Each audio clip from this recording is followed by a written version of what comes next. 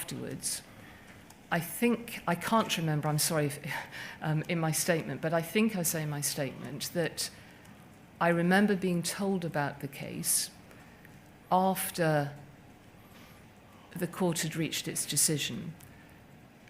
And so that would have been at the time of the conviction. You see, again, no need to put it up, but there's an email chain which you've seen this morning, dated the 21st of October 2010, to Rod Ismay, Mike Moores, Chief Finance Officer? Yes. Mike Young, Head of IT? Yes. And you, from Dave Smith, after hearing that Seema Misra had been jailed, saying, "Brilliant news, well done, please pass on my thanks to the team." And then Mr. Ismay forwards that to a wider group of people, including Susan Crichton, and with these words: "Dave and the executive team have been aware of the significance of these challenges and have been supportive of the excellent work going on in so many teams to justify the confidence that we have in Horizon and in our supporting processes." So you must have been aware at the time, because you were, of course, a member of the executive team. I was. I can't recall the executive team discussing Mrs. Misra's case or any other cases. They, as far as I can see from documentation in my recall, they didn't come to the executive committee in any detail. Well, let's move on. So you don't know about the Ismay report? I don't believe I did, no. Right. It's 26th of November 2010. There's an email to you, Mike Moores, Chief Finance, Mike Young, Head of IT, Susan Crichton, Kevin Gilliland, Sue Huggins, and Rod Ismay. And if you want to see it, but I think you've already seen it outside of the room, but it's POL 001 20561. And the subject line is "Update on JFSA and Horizon Issues, an urgent response needed for BIS in strictest confidence." And it reads as follows: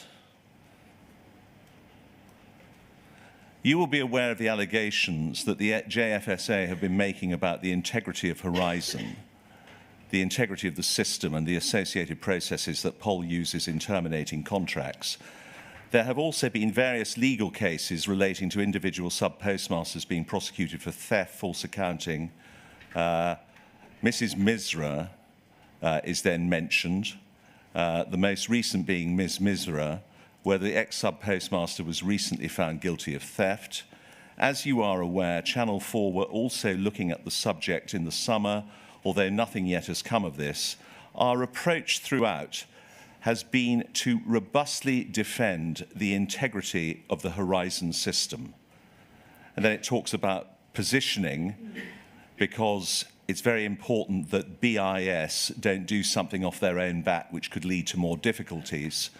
And then these words: "As you have all had an involvement in this particular issue, I'm looking to see if I can gain concurrence to this particular statement," which was a very robust statement about Horizon's integrity. Now, as you have all had an involvement in this particular issue, and that issue, of course, is Horizon issues, and Rod Ismay is on the same email as you, that email sent to you, Mike Moores, Mike Young. Are you sure that you hadn't discussed with Rod Ismay anything to do with his report? No, I don't believe I had, Mr. Henry. Right. Anyway, we know that on the 13th of June 2011, the Postal Services Act was passed that set down the roadmap for the separation and the privatisation. You agree with that? Yes. And then on the 29th of September 2011, 3 months after the act, you received the email from Mr. Bryden, chair of RMG, which Mr. Beer took you to yesterday. And that was, of course, the Private Eye article. And he was expressing concerns and giving you and Alice Perkins directions about how to deal with the sub-postmaster's complaints, wasn't he? Yes, I can't remember the email in detail. Yes. He was saying that the article raises some questions about Horizon. I suspect the Audit and Risk Committee ought to take an interest. Have we ever had an independent audit of Horizon? And he was worried that this might disrupt the big plan to privatise the Royal Mail Group, wasn't he? I'm sorry, I don't recollect that. Whether I made that association, I don't know. Well, if it were to be established that the Royal Mail Group had wrongly prosecuted dozens, hundreds of sub-postmasters who might sue them, it would have threatened to disrupt the flotation in October 2013, wouldn't it? I'm sure that would have been the case. Yeah. And you have accepted in your witness statement that attempts to reopen past prosecutions posed a reputational and financial risk to the Post Office. Would you mind taking me to that if you want? Well, by all means, it's paragraph 456. Thank you. So if we could go to your first witness statement, WITN 010-20100.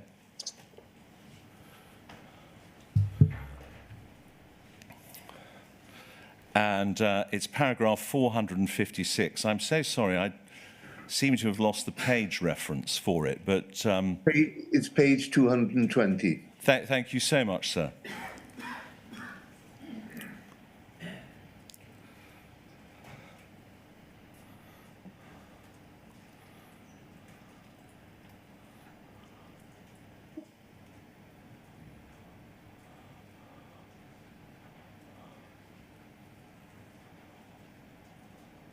Martin Edwards. Correct? Right, yes, thank you. Yes. So, I mean, this would also pose a reputational financial risk to the Royal Mail Group, since they were responsible for the legacy of prosecutions, because until 2012 they were the prosecuting authority, weren't they? Yes, that's correct. And no need to go to your reply to Mr. Bryden, but Mr. Beer took you to it. To use his expression, Poll has a 100% strike rate in court. But the Post Office was going to have Horizon verified by an external systems auditor with results in the next month.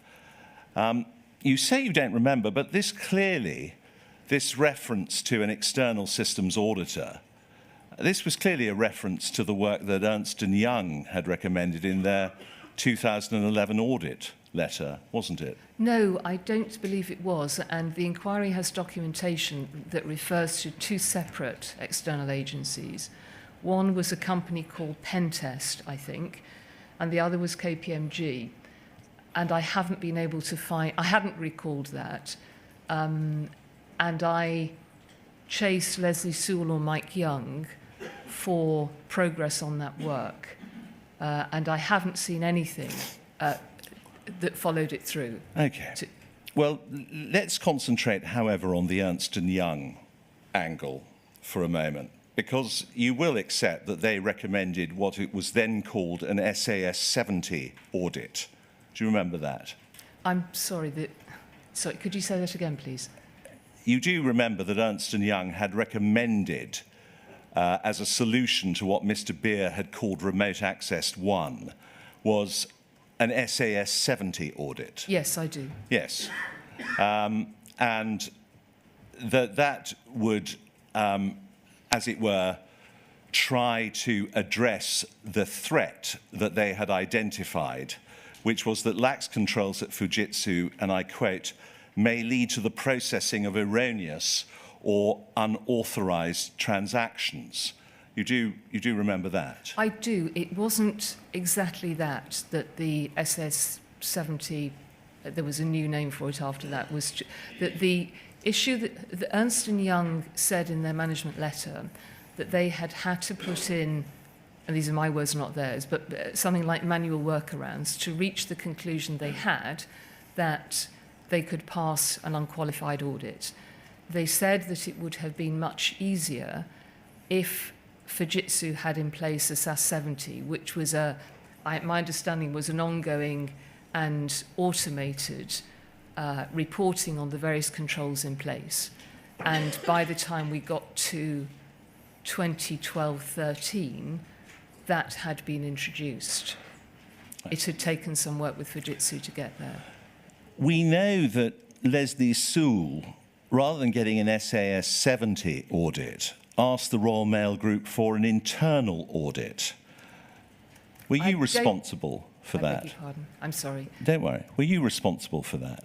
There were, if I may, having read through the documentation and remembered on this, I think the process is slightly different than you outline. So there was criticism in 10-11 because the audit had taken too long. It had run over massively in terms of time and budget, and there were two reasons for that. Ernst & Young had a new team on it and were not familiar. And secondly, Horizon Online had been put in place, and there simply hadn't been, I'm told, there simply hadn't been the time to get all of the right controls and documentation up to speed. So Ernst & Young had to spend much more time to validate what was there. They suggested a SAS 70 report. We then worked with Fujitsu to make sure that that was put in place. They were not keen to do it because it was a huge investment for them, but they agreed to do that. And then through one of the check steps in that process for improving the approach to the audit was the Royal Mail internal audit process.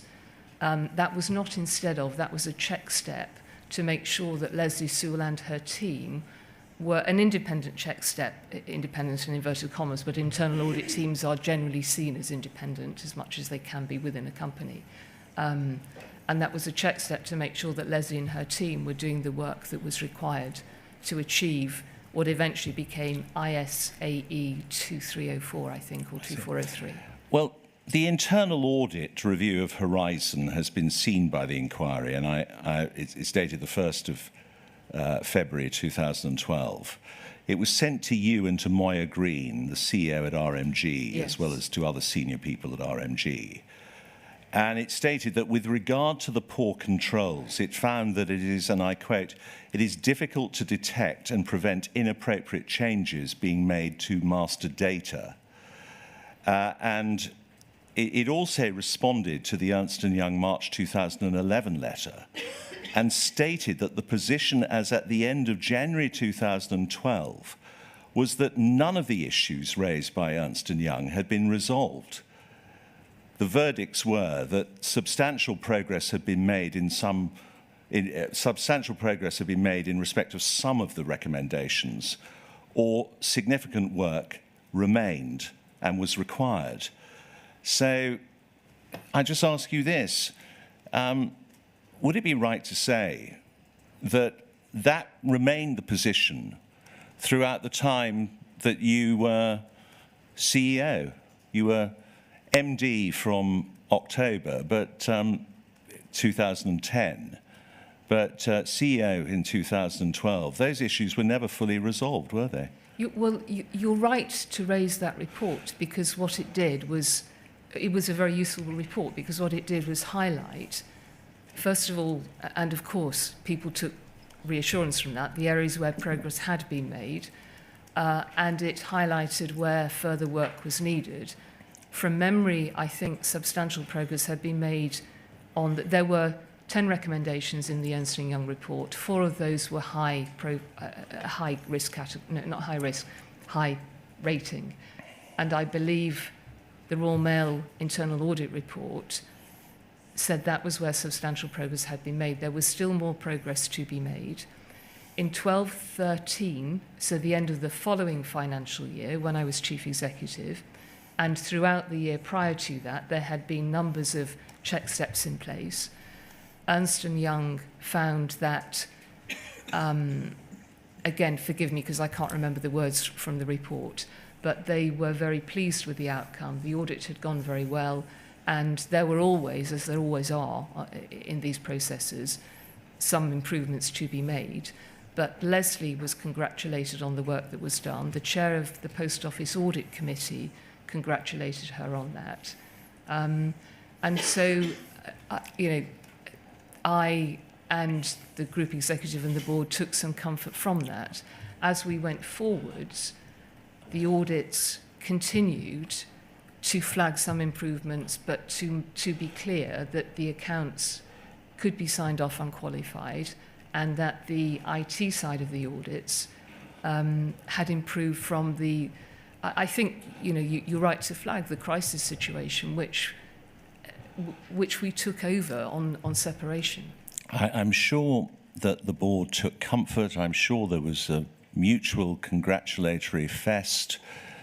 But the fact is, remote access was never unauthorized tampering, was never resolved throughout the entire time of your tenure as managing director and as chief executive.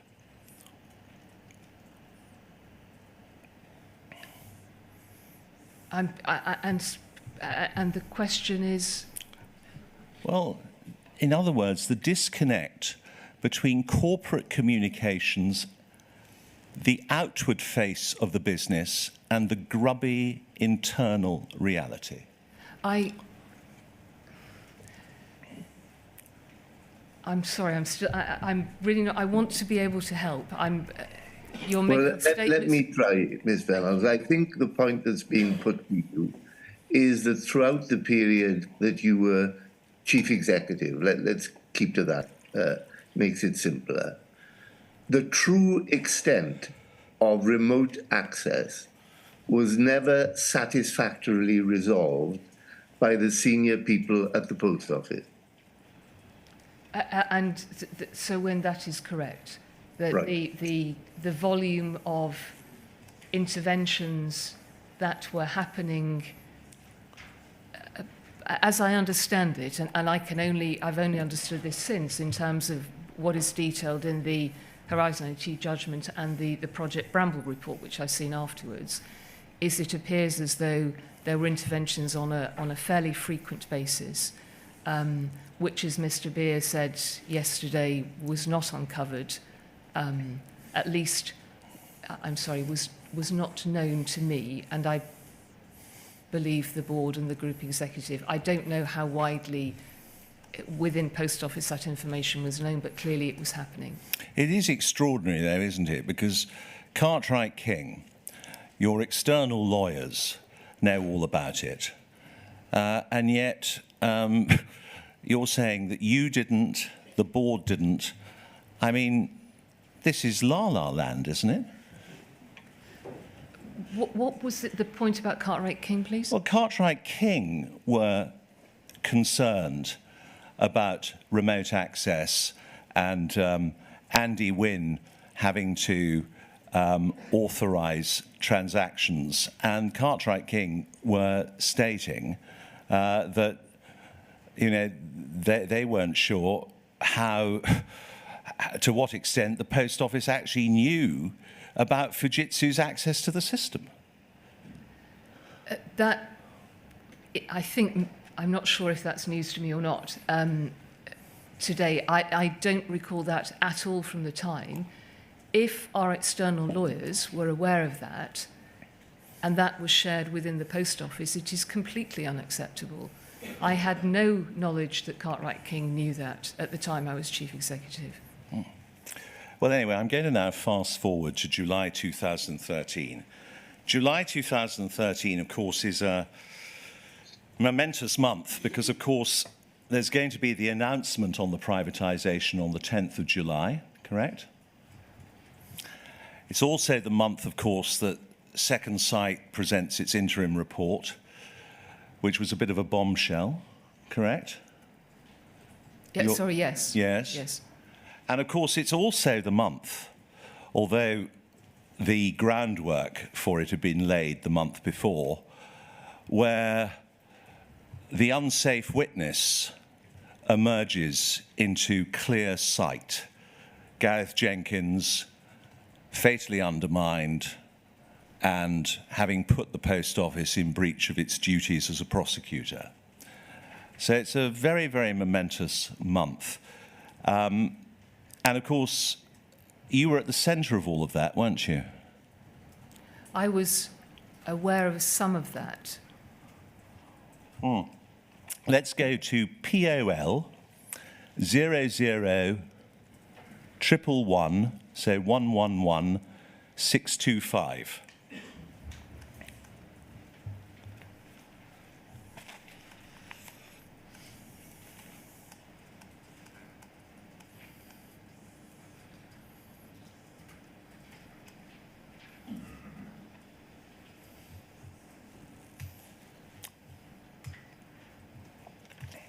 I don't see it up on my... no, I do. Thank you. So this is the internal briefing note to you, and presumably it's after you've received your text or email from your husband because of the nomenclature that's used in this. But could we go to paragraph 8, please, which is on page 2?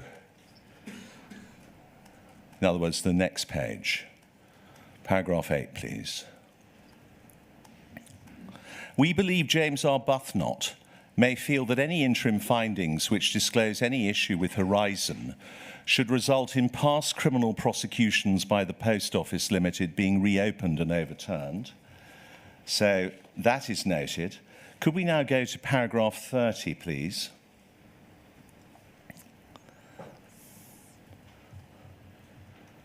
The Falkirk anomaly was the subject of expert evidence in the Misra criminal prosecution, where the defence expert asserted that its existence demonstrated Horizon had faults which could cause losses, and therefore that the possibility could not be excluded in Misra's case. The prosecution expert, Gareth Jenkins from Fujitsu, etc., etc. So you knew, because you would have read this briefing and you would have read it very carefully, given the fact that it refers to anomalies and the like, which was done at your instigation, presumably. You would have been aware that Gareth Jenkins was the prosecution expert in Mrs. Misra's trial, correct?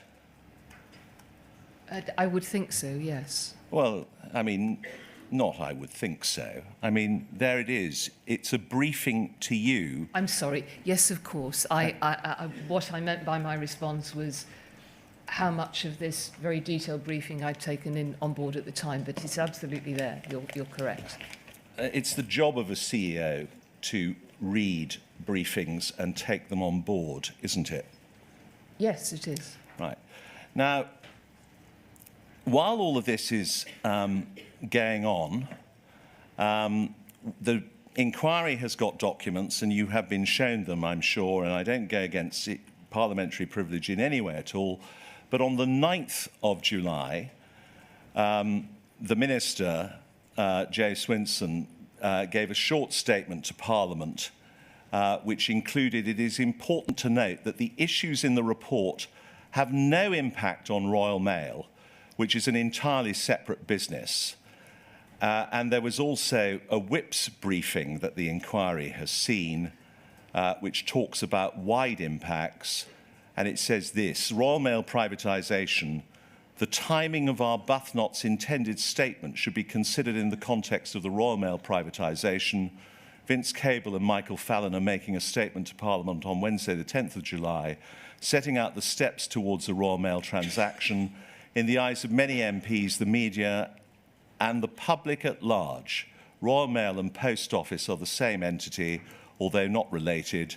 The adverse coverage that Arbuthnot is seeking to attract is likely to have a significant diversionary impact on the messaging of the Royal Mail statement.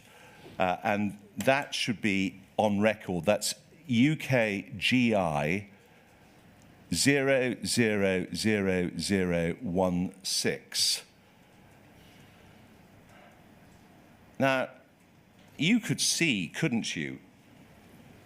It must have been obvious to you, it must have been staring you in the face, that if you had a blow-up or a conflagration concerning the Second Sight interim report, the prospect of criminal convictions being challenged, etc., this would be hugely embarrassing politically and potentially damaging to the flotation.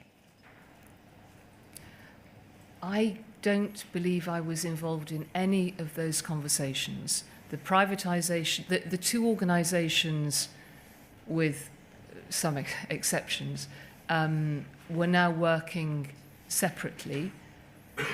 I had no conversations about any strategy around the Royal Mail privatisation. But let's be clear. You were given the job, I suggest, or it must have been uppermost in your mind, keep the lid on this. Because, of course, you wanted to please stakeholders. You wanted to please the board, government, Whitehall. I mean, how else can we explain your intransigence throughout your tenure in relation to the concerns that were being brought to you about Horizon? I'm sorry, Mr. Henry, could you repeat the first half of the question, please? What I'm suggesting to you is that you wanted to defuse this because, of course, it was going to be immensely politically damaging, both to the post office itself, but also to the privatisation. And you were, of course, anxious to please Biz, weren't you? I had no role at all in relation to the privatisation. I had no conversations with BIS about the privatisation. My concerns at this stage were only about the post office, and as the inquiry has seen, there were many, many conversations and a good deal of documentation at this time about how we might find a way through this. I don't believe I made any connection between this and the Royal Mail privatisation at all. And I have, my approach to my work is that I do it to the best of my ability and honestly. It was not, I don't think it was ever my style to try to please or to keep in with people.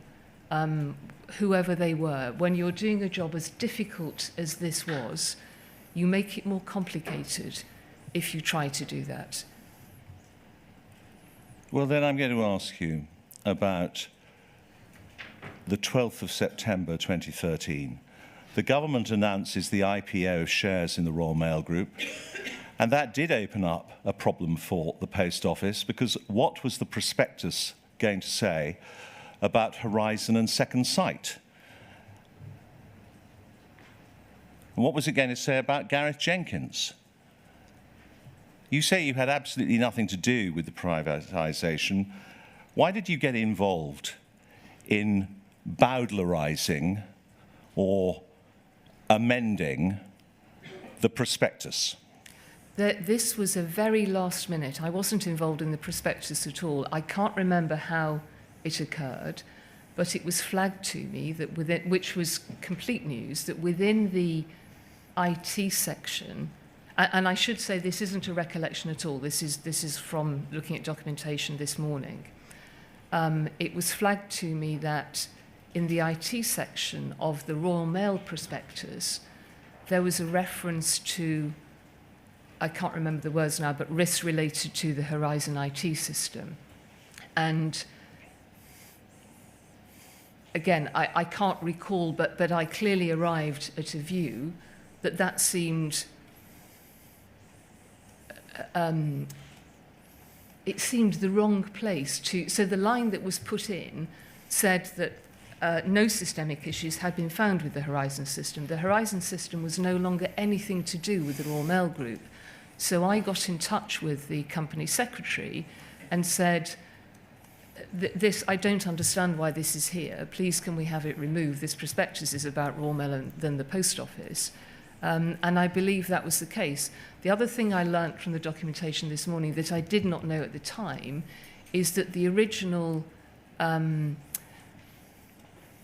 genesis of that statement going into that IT section was from one of the non-executive directors who sat on the Royal Mail board and the Post Office board, Les Owen. Now, whether Les Owen had wanted to put that in because in some ways it was reassuring about the Horizon IT system, I don't know. But my involvement was simply to say, I don't understand why there is a line in an IT section in a Royal Mail prospectus about the Post Office.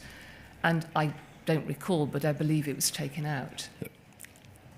You had on the 16th of July the board meeting where Susan Crichton is sitting outside on the naughty step. You know that at that 16th of July board meeting, the board was alarmed about potential claims against it, correct? Yes. You know as well that on the 22nd of July, your insurers were notified, correct? There was a notification. I don't recall that, but I'm happy to take your word. Right. Now, how would revelations about possible prosecution failures during the time when Royal Mail was in charge of the Post Office have affected privatisation? It would have been devastating, wouldn't it? Yes, it would, I'm sure. Yes. Right. So was this discussed with the Royal Mail board? I don't know if it was discussed with the Royal Mail board. It certainly wasn't discussed at the Post Office board. What about your discussions with the business department? Because you were in regular contact with Biz. Did you discuss it with Biz? No, I don't believe it was discussed with Biz. Not by the Post Office. Sorry, not by me. Whether the chairman, I can't think who else, but I certainly didn't. Well, you've mentioned, of course, about Les Owen, because he had formerly been on the inside at the Post Office, because he had formerly been a board director at the Post Office, hadn't he? Yes, he had. Right. And he was concerned enough to want something put in the prospectus, but you wanted it taken out, and you succeeded in getting it taken out, didn't you? I did, because I felt it was an irrelevant statement in a section about the Royal Mail IT system. And you sent an email to Alice Perkins, POL 001 46462, which stated, I have earned my keep on this one. Do you remember reading that this morning? I do, yes. What did you mean when you wrote that to your chairman? I meant that it had taken some time in a very short period of time to remove that statement about Post Office IT from the Royal Mail prospectus, because I didn't believe that it was helpful in any way to the Post Office, because the two businesses were separate. The prospectus was about the flotation of the Royal Mail, and as I've said a couple of times over the last 2 days, there was always with the Post Office, and it was the same for the Royal Mail, the challenge of managing potential misinterpretation in the media of facts that were not necessarily always understood. And this, as chief executive, part of your role is to protect the reputation of the Post Office as it is for the board and the chairman. There would have been no misinterpretation in the media because the media's instincts were entirely correct. You knew of the existence of bugs, errors, and defects. And you'd already kept those out, hadn't you? Because they don't appear in the prospectus. I had no work, Mr. Henry, on the prospectus at all. No involvement with it until this very last-minute intervention.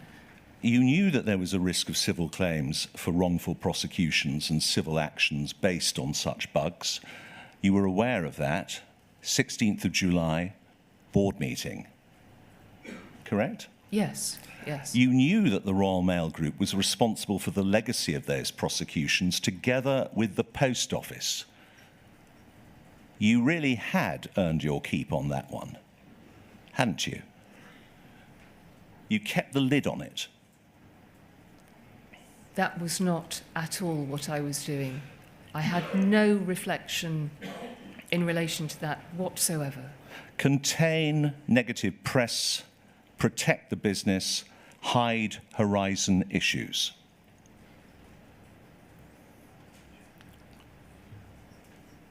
That's the truth, isn't it? No, Mr. Henry, that isn't the truth. As I said earlier, if there were difficult issues that needed to be addressed, that was what I tried to do. Right.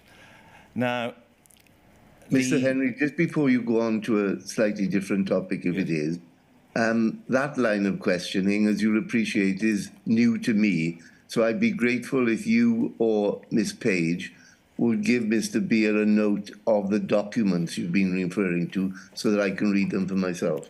thank you, sir. We shall do so. The 27th of September 2013, the prospectus is released. The closing date for Royal Mail share applications is the 8th of October 2013. And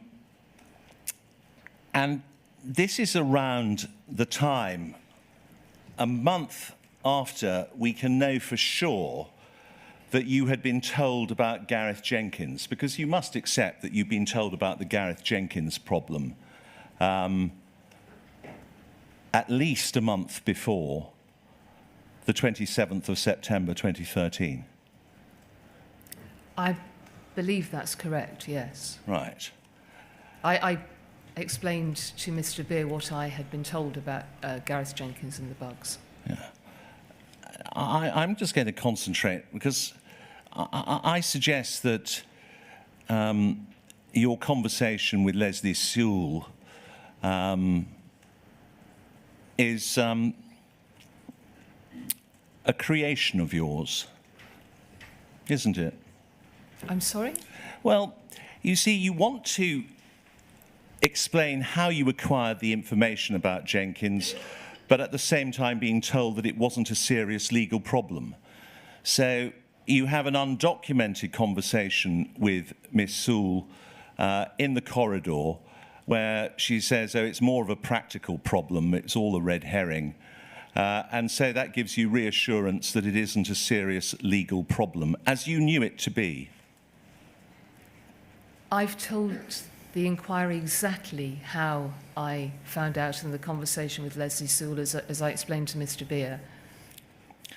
You see, you were fully briefed by the lawyers, weren't you? I've spoken to the inquiry about this with Mr. Beer. I was briefed by Leslie. As I explained, I came across her in a corridor looking frustrated about something. We had a conversation. She explained that, and I don't believe she dismissed it as an inconvenience, or however you suggested. The question I'm putting to you is that you were fully briefed about this, about risk, by Susan Crichton. What do you say to that? I was briefed by Susan that Gareth Jenkins could no longer be used. I'm not sure what you mean by risk. What I know now is much more about this, that Gareth Jenkins hadn't been properly briefed in the first place as an expert witness.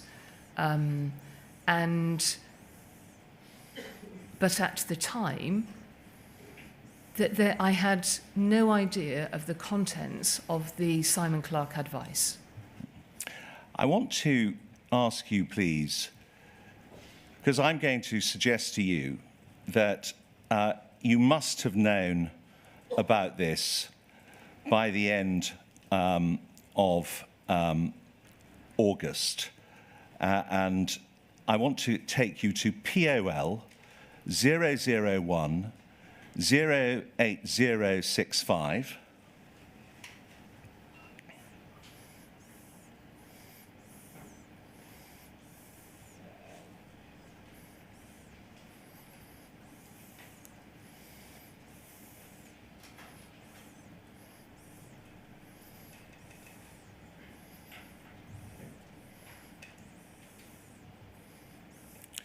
And could we go to the second page, please? And could we scroll up, please?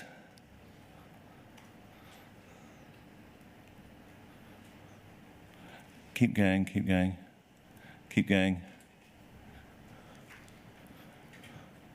Yes, right. Legal and adjudication of future case.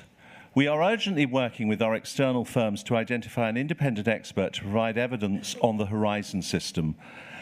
Previously, this was provided by Fujitsu. These are you in caps. Yes, yes. Why move from this? Do we have to validate Fujitsu? Okay.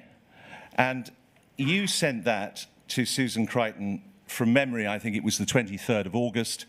She responds on the 28th, I think. And she says this: we are concerned that this needs to be independent rather than Fujitsu verifying its own system. Happy to explain rationale further at our steering board meeting this week. And that took place on the 29th of August 2013.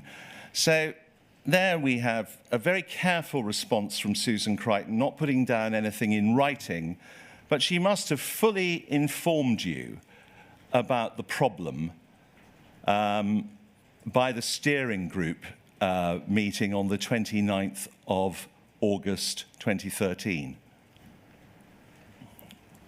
The nature of this response, which, again, I've only seen this morning, but I think I'm fairly clear in my recall on this, is that we were under significant pressure, as the inquiry has heard from myself and many others, in terms of cost management. And my question here was based on this, which is, well, surely, if we've had to stand down Mr. Jenkins, I don't know whether I remembered his name or not at this stage, why would we not get Fujitsu to provide us another witness, another witness? Why would we move from that? Because the cost on that had been borne by Fujitsu. And so my last question is, does this mean, therefore, we can't do that because we have to validate Fujitsu? It was a completely open, straightforward question. And Susan's answer was, I'll explain that to you when we meet. I've got very little time left, so I'm going to have to just give you the document references without putting them up. I suggest that this knowledge changed your behaviour because your plan was to have a lessons learned review going into some considerable detail, POL 00146243, and on the 3rd of September 2013, that was run past Bond Dickinson, and you decide to limit the lessons learned review and de-risk it by making it a much smaller in scope, and that it should only take place after Susan Crichton has gone. That, I suggest, is because you are already moving into cover-up mode concerning Gareth Jenkins. No, and I'm sorry we haven't got more time to go through that because I read that document this morning. There were two issues around the lessons learned review. I was looking for, as the inquiry has heard, a very fast review because I was faced with how do we really make this scheme work going forwards? How do we work properly and carefully with Second Sight and the JFSA? And what were the lessons learned in terms of the project management side? That was going to be overseen by the ARC and the chair of ARC. When I came back off holiday, there was a different process put in place. Susan and Simon Baker were leaving the organisation, and part of that review had been to look at how, as I explained yesterday, the project management hadn't been handled as well as it could have been. As they were leaving the organisation, the requirement was for something fairly fast and speedy so we could move forwards. At the same time, and I was not aware of this, I guess it must have been Susan, somebody sought advice from Bond Dickinson, who came back with, and I've only seen it this morning, a 3-page note as to why, from a legal point of view, the review shouldn't be taken forwards. And so that was what was that is what happened.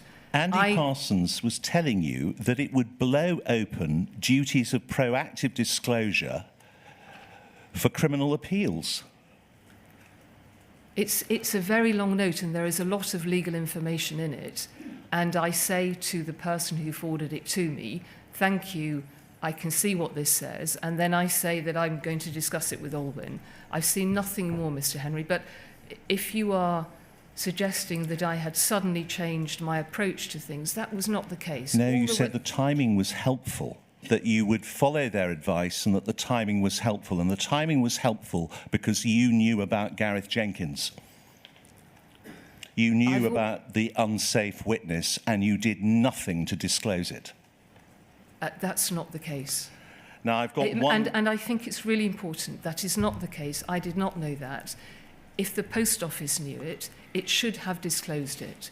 And those advices should have come to the board. What legal knowledge do you need to know, Miss Venables, that if an unsafe witness has given false witness or false evidence against somebody by not telling the whole picture about Horizon's integrity, what legal knowledge did you need to know to say, oh, well, we should tell her lawyers?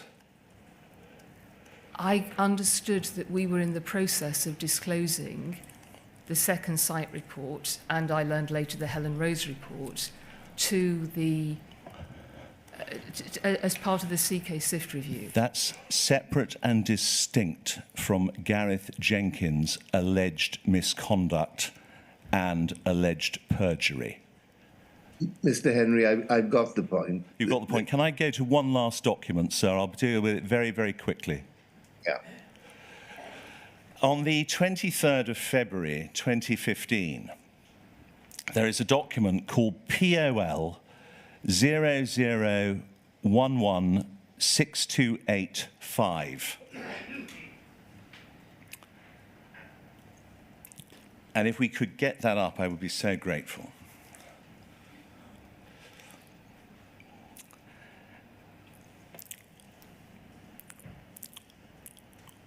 And could we go to the 3.4 in the document?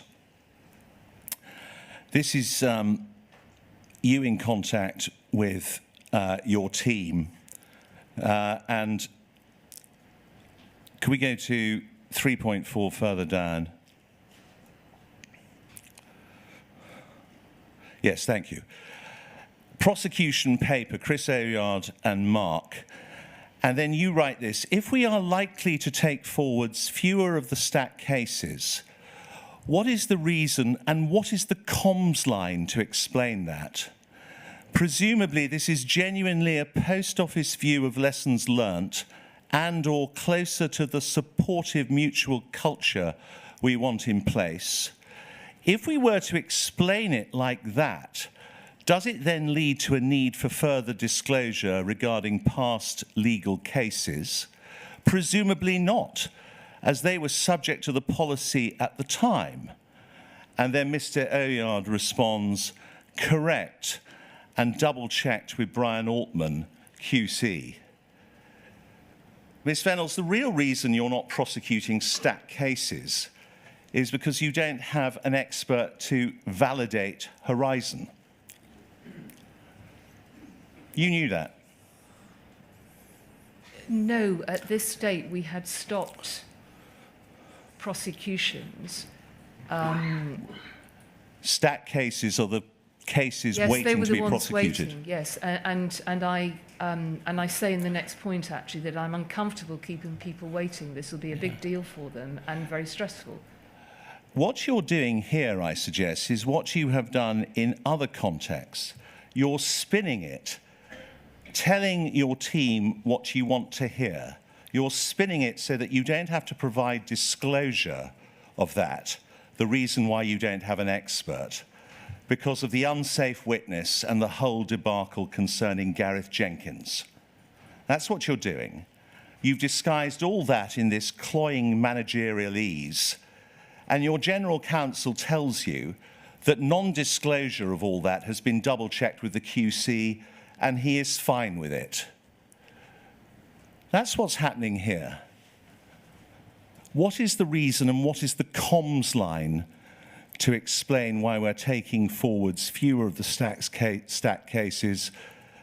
Presumably this is genuinely a post office view of lessons learned and or closer to the supportive mutual culture we want in place.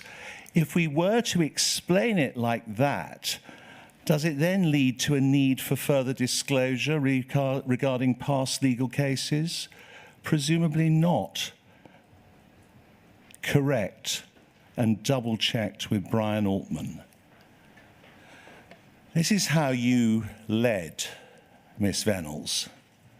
You led through deception, manipulation, and word-weaving the reality you wanted in place.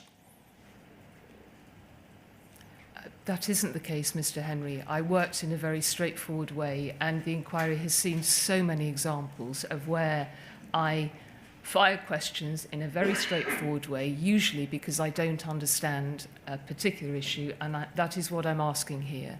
If you can read this with a very neutral intent of me trying to seek information, that is what I was doing. I didn't work under deception. I was trying to address a culture in the organisation which I had found to be command and control, where people couldn't speak their minds and they couldn't speak up. I was trying to encourage people to work in that way. I did not deal in deception. You did not Right, want. thank you both very much.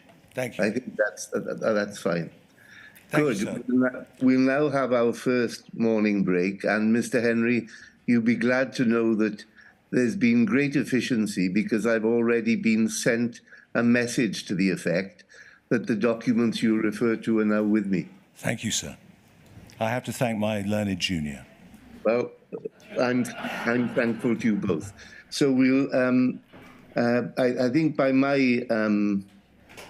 the clock, it's 10:56. So 11:10, all right with everyone?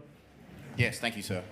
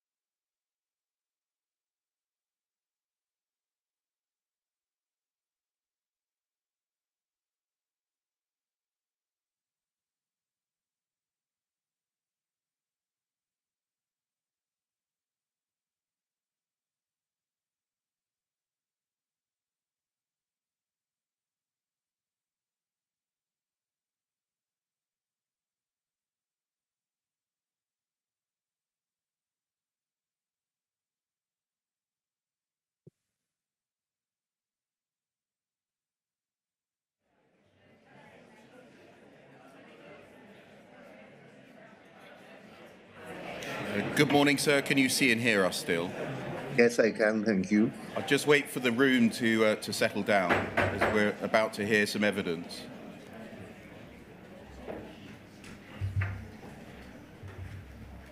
Yes, it's Mr. Steen. Yes, thank you, Mr. Beer.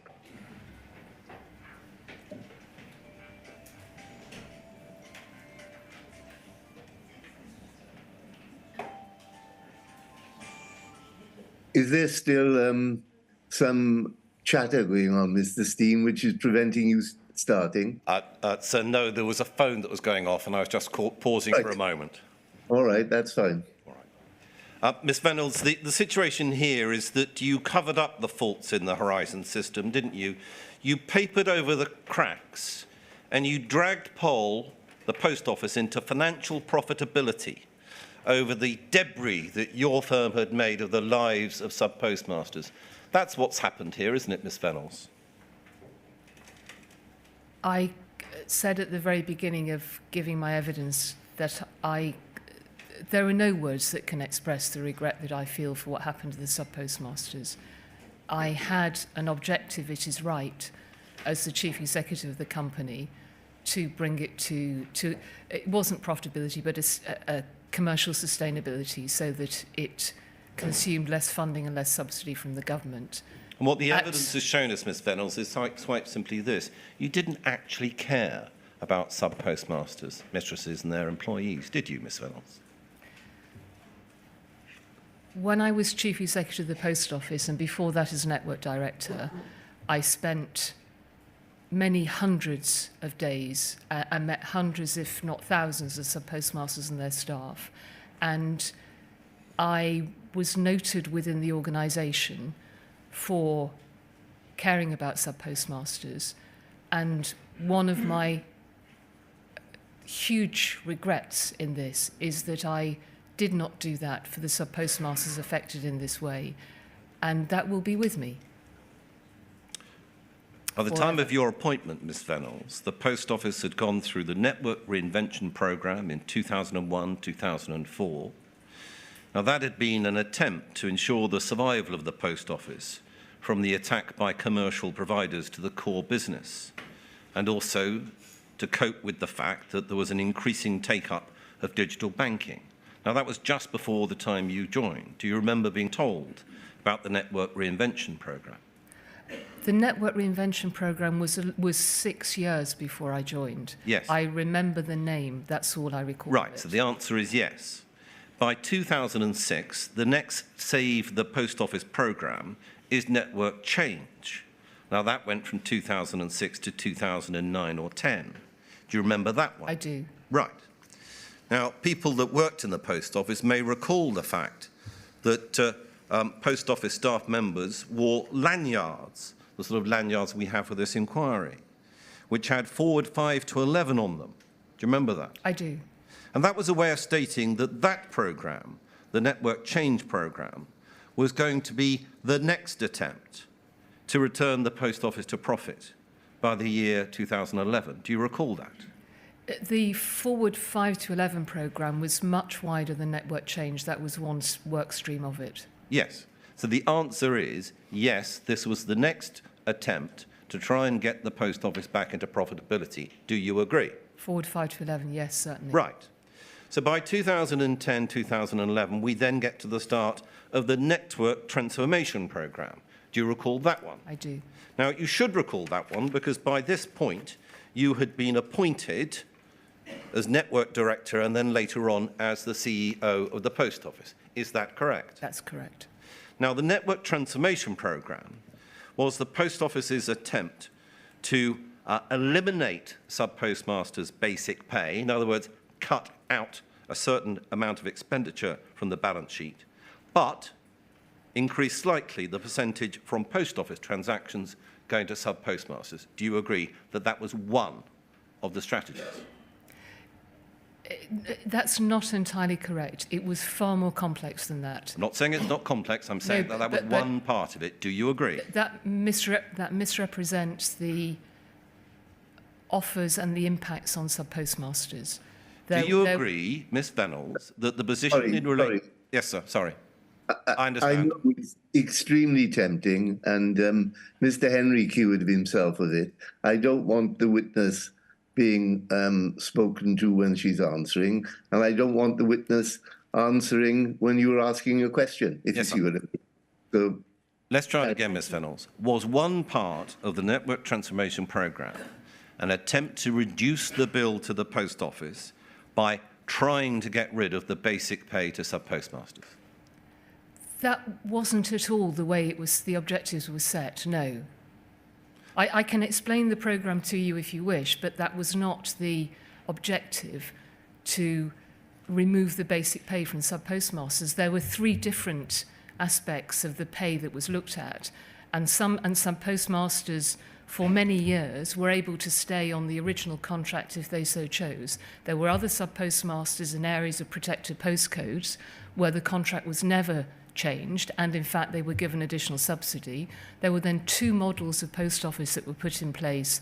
The mains post office, which is the one I think you're referring to, where the larger post offices, which were alongside significant retail businesses and had high footfall, had the opportunity to grow sales and were paid on a purely, but again, it was extremely complex, but a commission-based payment. The locals model was a combination. Right. We do agree on one thing. Network transformation was a complex programme to try and get the post office back into commercial reality. I'm calling it profitability. Do you agree with that? I do. It Right. was one of a number of streams. Yes. There were, as Alistair Cameron mentioned in his witness evidence, there was significant job cuts and salary freezes for those who worked for Post Office Limited too. The Crown Post Offices and the cash centres were affected. Right. We agree on one thing. This is the latest attempt to get the post office back on the rails. Yes. Yes. Fine. That's all I'm trying to establish, Ms. Fennells. Now, that also included a hard-won and no doubt complex negotiation to ensure that there was a financial package from government of 1.6 billion. That's correct. Yes. Now, as I understand the papers that relate to this, the total that was going to be achieved by way of an injection of cash into the post office was going to include another 400 million, taking it up to £2 billion. Is that about right? I don't recollect the 2 billion figure, and the subsidy was divided in 2 parts. One was an ongoing subsidy to keep the post offices going. The other was an investment to try to make the savings and to invest in, for instance, IT. Now, we know that this is ongoing because we can see, if we wish to, that there's the post office transformation documents, the 3rd report of the session of the House of Commons Business and Innovation Skills Committee, a committee that you may recall attending. Now, that was in 2012. By the time we get to 2013, the network transformation programme was starting to work, wasn't it? It was leading to some improvements in the business viability. Do you agree? I'm not sure I remember that. My recollection of the network transformation programme was a very difficult meeting with the minister where we were told that instead of converting 19 post offices a week, we had to get to 50. And I believe that was around 2013. I think it was another couple of years before the impacts were made. Eventually, though, it was successful. By about 2017, the balance sheet was looking better. Essentially, the post office had come into commercial viability. Do you accept that? I think that's probably about right. And that's around largely how you got your gong, your CBE, by being able to parade the fact that this was your work as a CEO of the post office that led the post office's transformation into commercial viability. That's what you got the gong for, isn't it? I didn't put together the testimonial for the CBE. I never saw what it was recommended for. It was for services to the post offices and for charity. I'm sure that was part of it. But the other part of the turnaround of the post office was keeping post offices in communities across the UK. When I joined, and you quite rightly point out the Network Change programme, we were closing thousands of post offices, and that was devastating communities. And one of the significant outcomes of network transformation and the whole turnaround programme was that post offices became sustainable and very few closed. and so the UK was better served in that sense. Thank you, Ms Vanels, for describing your view on what happened. So we do know this, 2013, by that point, we had all of these different programmes in place to try and rescue the post office. The latest one that was the latest attempt with network transformation. So let's just see how we compare that to what actually happened in relation to the Horizon system. On your account, you had been repeatedly assured that the Horizon system was reliable. Do you agree with that? I agree. Right. By 2013, you had learnt that bugs did exist within the Horizon system. Is that correct? That's correct. And you'd learnt the 14 branch issue bug existed. Is that correct? Yes. The 62 branch issue bug existed, otherwise known to the inquiry as mismatch bug. Yes. Yes? And you accept in your statement at paragraph 390, I'm not going to take you to it, that those two bugs were significant. Do you agree? Yes. Okay. Later on in 2013, the Falkirk bug was learnt by you in July of 2013, paragraph 421 of your statement. Again, I'm not going to take you to it. Do you agree? I do. So by that point, July of 2013, you'd learnt, contrary to what you'd been told, that 3 bugs existed in the Horizon system. Is that right? Yes. Now, without getting into any detail, you'd also learnt in the midst of 2013 that the expert used to support prosecution had failed to mention bugs in the system and that thereby disqualified himself of acting in future cases. Is that correct? Yes. Could you say that again? Yes. Yeah. You had learnt by mid-2013 that the expert used to support prosecutions had failed to mention bugs in the system. Yes, I had learned that he had failed to mention those 2 bugs, I think was my understanding. And as I said, that when it was explained to me, that the explanation was that he had not identified the impact of those 2 bugs on the case that it was applicable And had to. thereby disqualified himself to act in further cases. You knew that as well, yes? Yes. You knew as well in mid-2013 that questions were being asked about remote access to branch accounts. Do you agree? Yes. Yes. You had the Second Sight report that again came along mid-2013, correct? Yes. You had learnt something about the fact that Mr. Scott, head of security, ex-police officer, who was the person with control over whether people should be prosecuted, had been said to have interfered with the proper record keeping of meetings designed as a hub for Horizon-related issues. Do you agree you'd learnt that Yes. as well? Yes. Right. By this point, you'd had serial complainants from the JFSA about investigations, civil actions and prosecutions. Do you agree? Yes. You had letters that were gone through by Mr. Beer yesterday from sub postmasters coming to your own office, complaining about the way they'd been treated. Yes. You had articles in the press from the Computer Weekly magazine and Private Eye and other press outlets. You had that as well, mid-2013. And you also said in evidence this week on Wednesday, in reply to Mr. Beer, that by 2012, you had learnt for the first time that the Post Office actually took their own people to court against what you said was your assumption that those matters were prosecuted by the police. So That's you'd learnt that in 2012. Is that right? Yes.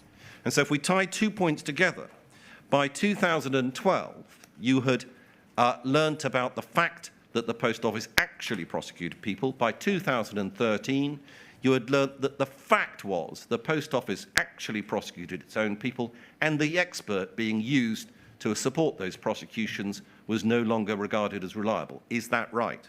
Yes.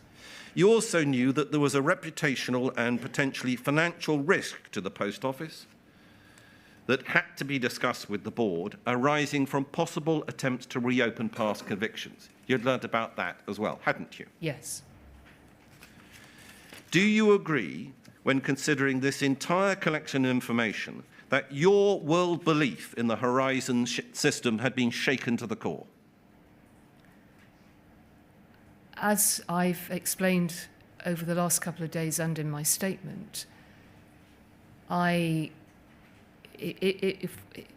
I'm sure you don't want to go back through those different points, but as I've explained previously, my understanding around the bugs is that they had been fixed, that they affected a small number of post offices, that Mr. Jenkins had to be stood down because of that, and that the post office was no longer bringing prosecutions, and that it would look for an expert witness at a future stage.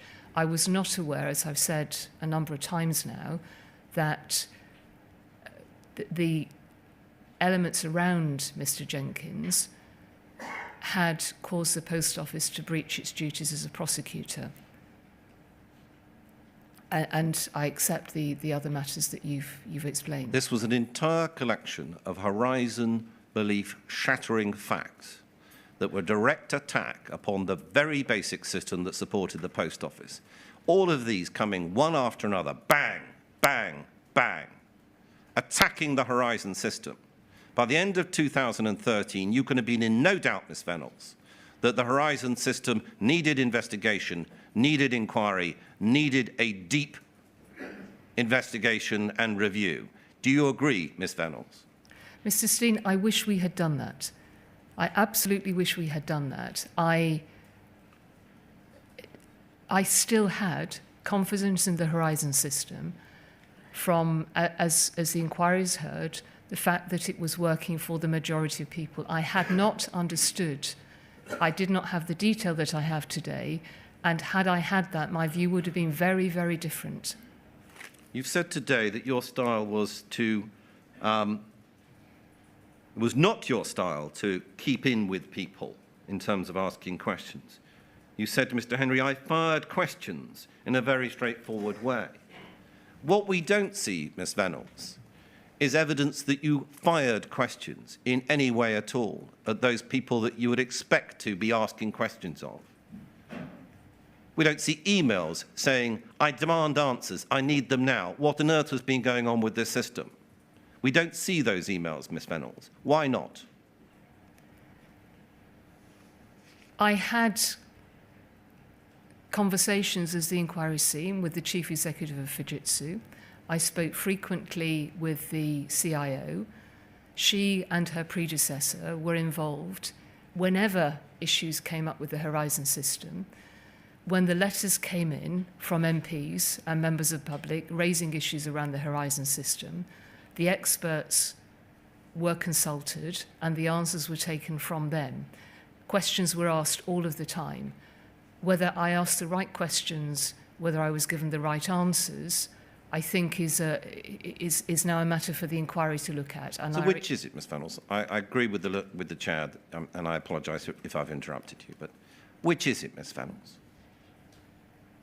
I'm sorry, which is it, Ms. Reynolds? You either didn't want to look under the rocks because you didn't dare see what was under there, or you didn't ask the right, deep-rooted questions. Which is it, Ms. Reynolds?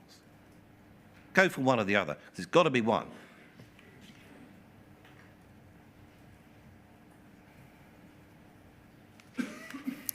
I believed that I was asking the right questions.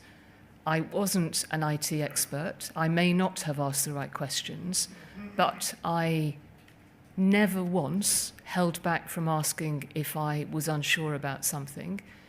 Perhaps if I didn't have the technical expertise, I wasn't asking the correct questions. But and I've said this a number of times, I trusted individuals with whom I worked. I trusted that the audits that we've talked about seemed to confirm that the system was working as it should, that there were risks around privileged access, that I accept. But at no point did I have any information that would have pointed me to something I knew nothing about. Ms. Reynolds, you're not stupid. You studied French, Russian, business as a degree. You then worked for well-known companies in the UK, Whitbread, Argos, others. You rose through the ranks at the Post Office to become its CEO. You were pushing forward under network transformation. You've been quoted as saying that you want and you see a future of the Post Office opening up more branches, 30,000 branches in the future. That was you, Ms. Reynolds, at the time. A vision you were expressing to everyone that asked about what you could see for the future. Yet here, all of these facts were adding up to there being a real problem, a really difficult problem to chew over, right the way through 2013. You failed, didn't you? You failed to get into this on your account. You failed to ask the right questions. You couldn't be bothered, could you, Ms. Fennells? The risk was too great. Looking under that rock, you're going to find a problem. It's going to devastate the post office, ruin it. You couldn't let that happen, could you, Ms. Fennells? I loved the post office. I gave it...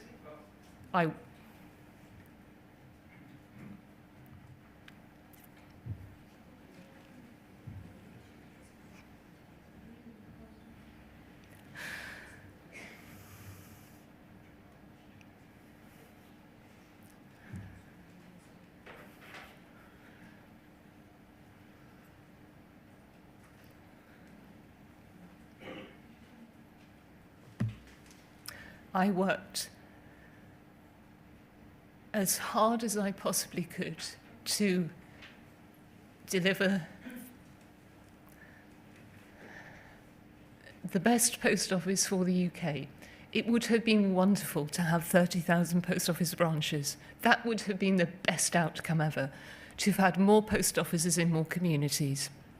What I failed to do, and I have made this clear previously, is I did not recognise and it's been discussed across the inquiry, the imbalance of power between the institution and the individual, and I let these people down. I am very aware of that, and we should have had better governance in place. We should have had better data reporting in place that meant that we could see what was happening to individual postmasters and to the system. That was not the case. At no time did I put the post office over the cases that were brought forwards. I worked as hard as I could and to the best of my ability, and I am very sorry that I was not able to find out what the inquiry has found out. I don't know today how much wasn't told to me. I do know information that I didn't get, and I don't know in some cases why it didn't reach me. But my only motivation was for the best for the post office and for the hundreds of postmasters that I met. And I regret deeply that I let these people down. Ms. Reynolds, that's absolute rubbish, isn't it? Under your leadership, with your sidekick, Mrs. van der Boogaard, you took on the Glow litigants in the High Court, fighting tooth and nail, allowing counsel on behalf of the Post Office to cross-examine the litigants on the basis that the losses were their fault due to their incompetence or dishonesty. That's what happened under your leadership. Ms. Reynolds, that's what you allowed to happen under your leadership. This wasn't thinking, hang on, there might just be a problem with the system. I'd better be careful. This was tooth and nail, fight for the Post Office, wasn't it, Ms. Reynolds? And Mr. Steen, my ambition was that every case in that scheme was looked at, and the inquiry has heard, and I was disappointed when Angela van der Boogaard gave her evidence that she didn't talk more about that, because one of the consistent piece of feedback we had on the investigations in these cases is, and the inquiry heard it from Patrick Bork as well, is that they were looked at in every detail, they were re-examined, the system was apparently considered. I don't know why it was the case that the issues that were there were not found in those cases, but that was the ambition at the time. Well, let's have a look at what you said to Mr. Beer in your evidence on the first day, when you said that you feel that there was a lack of governance and that you were too trusting. Now, as we've already discussed, your statement says that you were first aware of the bug, suspense and mismatch in 2013, but also you explain in your statement, and you refer to a speaking note, and so for your notes, it is paragraphs 363, 364, that you knew that those bugs were from the period 2010 to 2012. Do you accept that? Yes, I think so. Right. Well, I can take you to the relevant paragraph. I'll Plain take and your simply word for it, there, it's you're fine. told in a speaking note that these are old bugs, okay? Or old bugs in terms of going back before 2013. And you say in your statement, you'd never been told about bugs, errors, or defects in the system. And you say in your evidence that what you've been told about the Horizon system's robustness was wrong. That's what you're saying. Do you agree? Yes. Okay.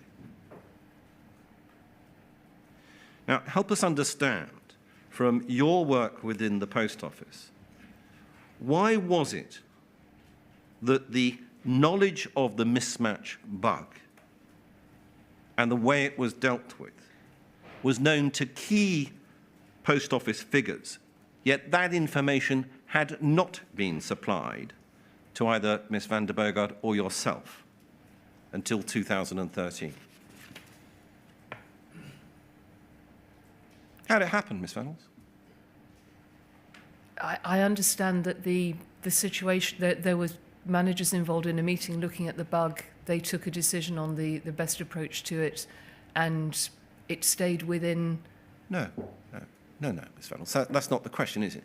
How come you weren't told about this until 2013, instead of being told, no problem with the system, Ms. Reynolds, it's robust, no bugs in the system? How come you hadn't been told until 2013 that that actually was a lie? It's not true, there were bugs in the system. You did ask that question, didn't you? Are you saying that you didn't ask that question? Ms. Reynolds? So you're on mute. I simply intervened to say that you asked her a question, but then asked her a second question before she'd answered the first question. All right, I'll recap. Ms. Reynolds, 2013, you're told that there's bugs in the system. Previous to that, you've been told no bugs in the system. Yes, Simple as that. yes. Help us understand. You did ask the question, didn't you, Ms. Reynolds? Why haven't I been told this before? I asked the question, so I cannot remember today what question I asked, but I'm sure you're right that I would have asked that question, and I imagine the answer that came back was this is a bug that happened in 2010, it was fixed. At the time the bug happened, I don't know where my responsibilities lay. One imagines that the issues around the IT were raised to the IT director.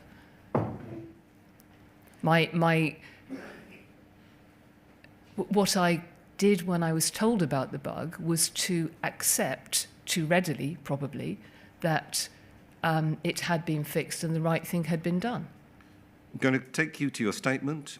These are 2 paragraphs. I've asked, if possible, that they be lined up side by side on our screen. And these are examples. I'm very grateful. These 2 paragraphs, paragraphs 129 and paragraph 388, they say roughly the same thing, and there are other paragraphs.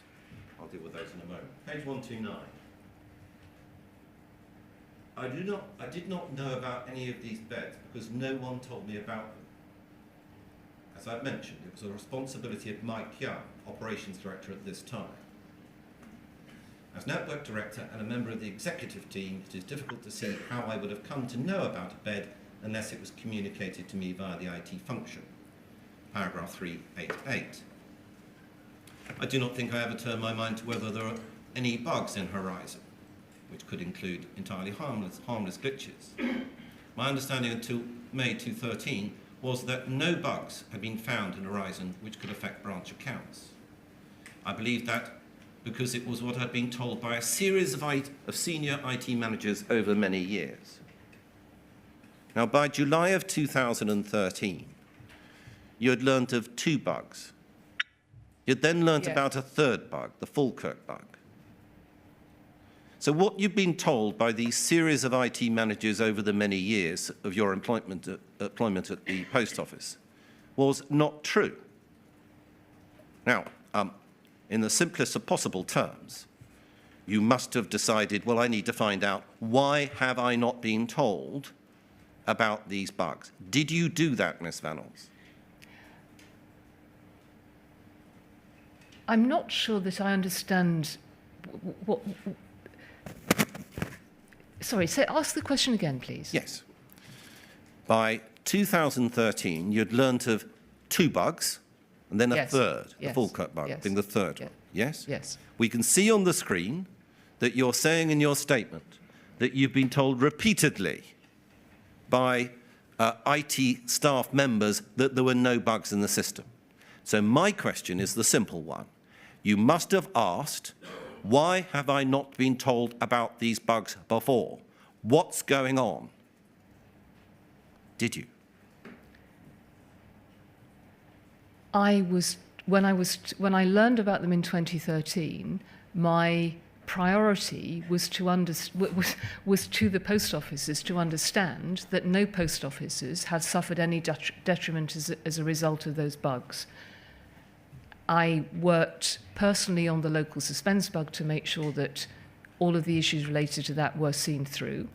And I accepted, in terms of the payments and mismatch bug and the later the Falkirk bug, the explanations that I was given, that the bugs had been raised, they had been dealt with, and I accepted those explanations that were given.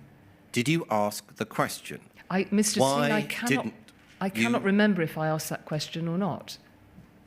Well, the only way to understand your evidence is if you're saying that you care about sub-postmasters, if you say that you care deeply about the system, would be a sensible, intelligent CEO would say, what's been going on? Why did I not get told that there were bugs in the system, that they existed, and that they were the mismatch bug, suspense bug, calendar square, all of that? And in terms of the bug that arose when I was CEO, the local suspense bug, as I said yesterday, I had a conversation with Alwyn Lyons where I said, I want to take leadership on this and I want to demonstrate that we will handle these things properly. However, the two previous bugs have been handled was not something for me to deal with. I was reassured that they had been sorted out as they needed to be, and I was now working on the one that was still extant, the local suspense bug, and that was what I was doing. You've said the one of them went back to 2006, and I accepted the explanation that that had applied to the legacy Horizon system, that it had been fixed, and the trouble is I don't know if I remember now from the documentation I've read in preparation for the inquiry or whether I can remember it from then, but that hadn't had impact on the cases. I think Mr. Castle's case was mentioned in respect of that. And the payments and mismatch bug, I accepted that the work had been done on that, and I was concentrating on what needed to happen to the current one. And as I've also said, that these bugs had no impact on the cases which we were concentrating on or about to move into the complaints and mediation scheme. That is what I remember doing. You've said repeatedly that you've been too trusting, that you accepted what people told you. One of the things that you say that you were told was that there were no bugs in the system. So let's turn to the other side of this. Who do you blame? Who did you trust too much? Name them, please. I've mentioned the names previously. No, do it again. Tell us who you think that you shouldn't have trusted because they let you down. Give us the names, please. I will do that, but I'd also like to say that at the time, I trusted the people who gave me the information. So on the IT side, Leslie Sewell and Mike Young, and there were two other IT directors, but the times we're talking about, it was Mike Young and Leslie Sewell. And on the legal side, the general counsels, Susan Crichton and Chris Ojar, and later Jane McLeod. And those people I had worked with on numbers of other very seriously important projects. They had never let me down, and I'm not sure at what stage you start to not trust individuals with whom you have previously.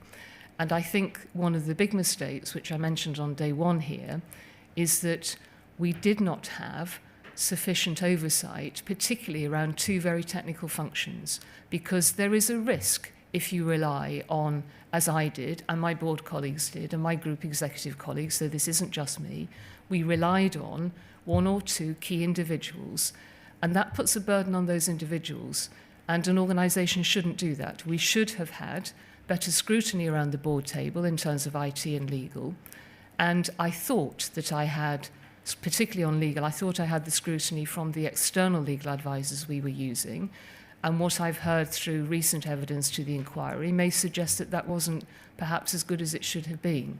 Let's stay with bugs, errors and defects. You mentioned Mike Young. Yes. Right. Mike Young was referred to in your statement as someone that had told you that there's no difficulty with the system, there are no bugs in the system. By mid-2013, you knew that not to be true. He was someone that hadn't told you the truth. Do you agree? I don't know, in terms of the question put in that very black and white way, yes. I don't know what Mike Young did or didn't know. I can only go on what he told me at the time. As of July or the summer of 2013, was Mr. Young still working at the post office? Thank you, Sir Wynne. I was going to mention that. I think he had left by then. Have you had any contact with him since at all? No, in terms of complete transparency, I think once he was an officer in the Para Regiment, and I contacted him once on November the 11th. And have you had any recent contact with him? No, I don't know what he's doing now. Thank you.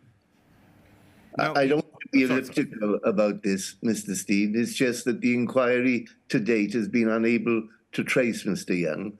And so I was seeing if Ms. Reynolds could help us. No, I'm I sorry. understand that, sir. I had wondered why he hadn't been here.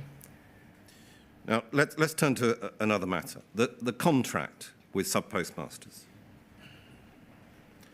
Now, you know, because you've read the judgments from Mr. Justice Fraser, now Lord Justice Fraser in the High Court, you know that the contract was discussed in detail in the judgments that he gave, yes? And you know that the original contract stated that the sub-postmaster is responsible for all losses caused through his or her own negligence, carelessness or error. That's what it said originally, yes? Yes. Okay. But you're also aware, no doubt, from your own work within the Post Office and the evidence that we've heard from, this is an example, Miss Harding, an accountant that was called in relation to the impact programme, and a Post Office employee, that the interpretation that had been placed upon that contractual terms was that they, the sub-postmasters, were liable contractually for any shortfalls which had to be made good. You were aware of that? I don't remember that, but I'm happy to accept it. Well, Mr. Yes. Cameron gave evidence about that. He explained that traditionally it had been because the Post Office didn't have visibility on what was going on within a Post Office branch, okay? And so we get the Horizon system that comes in, and we know that shortfalls are being identified and that sub-postmasters and mistresses are being told to pay up thousands and tens of thousands of pounds from their own money. You're aware of all of that? I am, yes? yes. Okay. When, before the High Court judgments, did you become aware that the Post Office treated sub-postmasters and mistresses as liable for all and any shortfalls?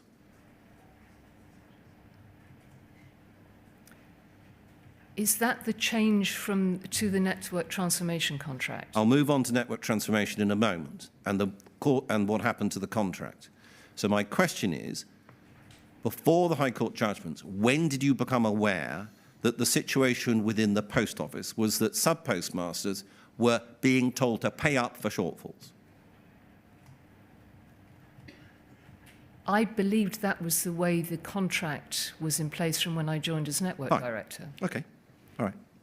So you accepted, is this correct, that there was effectively automatic liability for a sub-postmaster for an apparent shortfall identified on the Horizon system of, for example, £20,000? That's what you believed was the situation, and you thought it was fair. Is that right, Ms. Reynolds? I understood. I'm not entirely sure what you're asking. I understood the contract that was in place, and I relied on the expertise of those dealing with it, dealing with investigations, to come to whatever the correct interpretation was. I never personally had any close involvement with the contract or how that was interpreted, or how postmasters were held accountable for it. You turn to this all the time, don't you, Ms Reynolds? You always keep a distance between any knowledge that you've got and application of that knowledge. And you say there are all these other people around, this entire group of people within Pol, they keep an eye on this, that's their thing. It's their fault for not bringing stuff to you. It's their fault for not telling you the truth. That's what you do repeatedly, Ms Reynolds, isn't it? My question is a simple one. You Mr. were Steen, aware please. that sub-postmasters had to pay up when there was an alleged shortfall on the Horizon system, as an example, for £20,000, sums like that. You were aware of that, weren't you, Ms Reynolds? Mr. Steen, I was the chief executive and I was trying to run an organisation of Answer 60,000. my question. I will come to your question, but you made a statement about why I didn't know things. At the level I was working at, I did not have sight of those sorts of decisions, and nor could it have ever happened. I was running an organisation of 60,000 people. You have to have various layers of management to do that. I regret deeply that some of that information didn't reach me. And I accept what you say, that the Post Office interpreted the contract and held people accountable as you just suggested. When did it come to your attention that people were being asked to pay up for very large sums of money that were identified as so-called shortfalls? When, Ms Reynolds?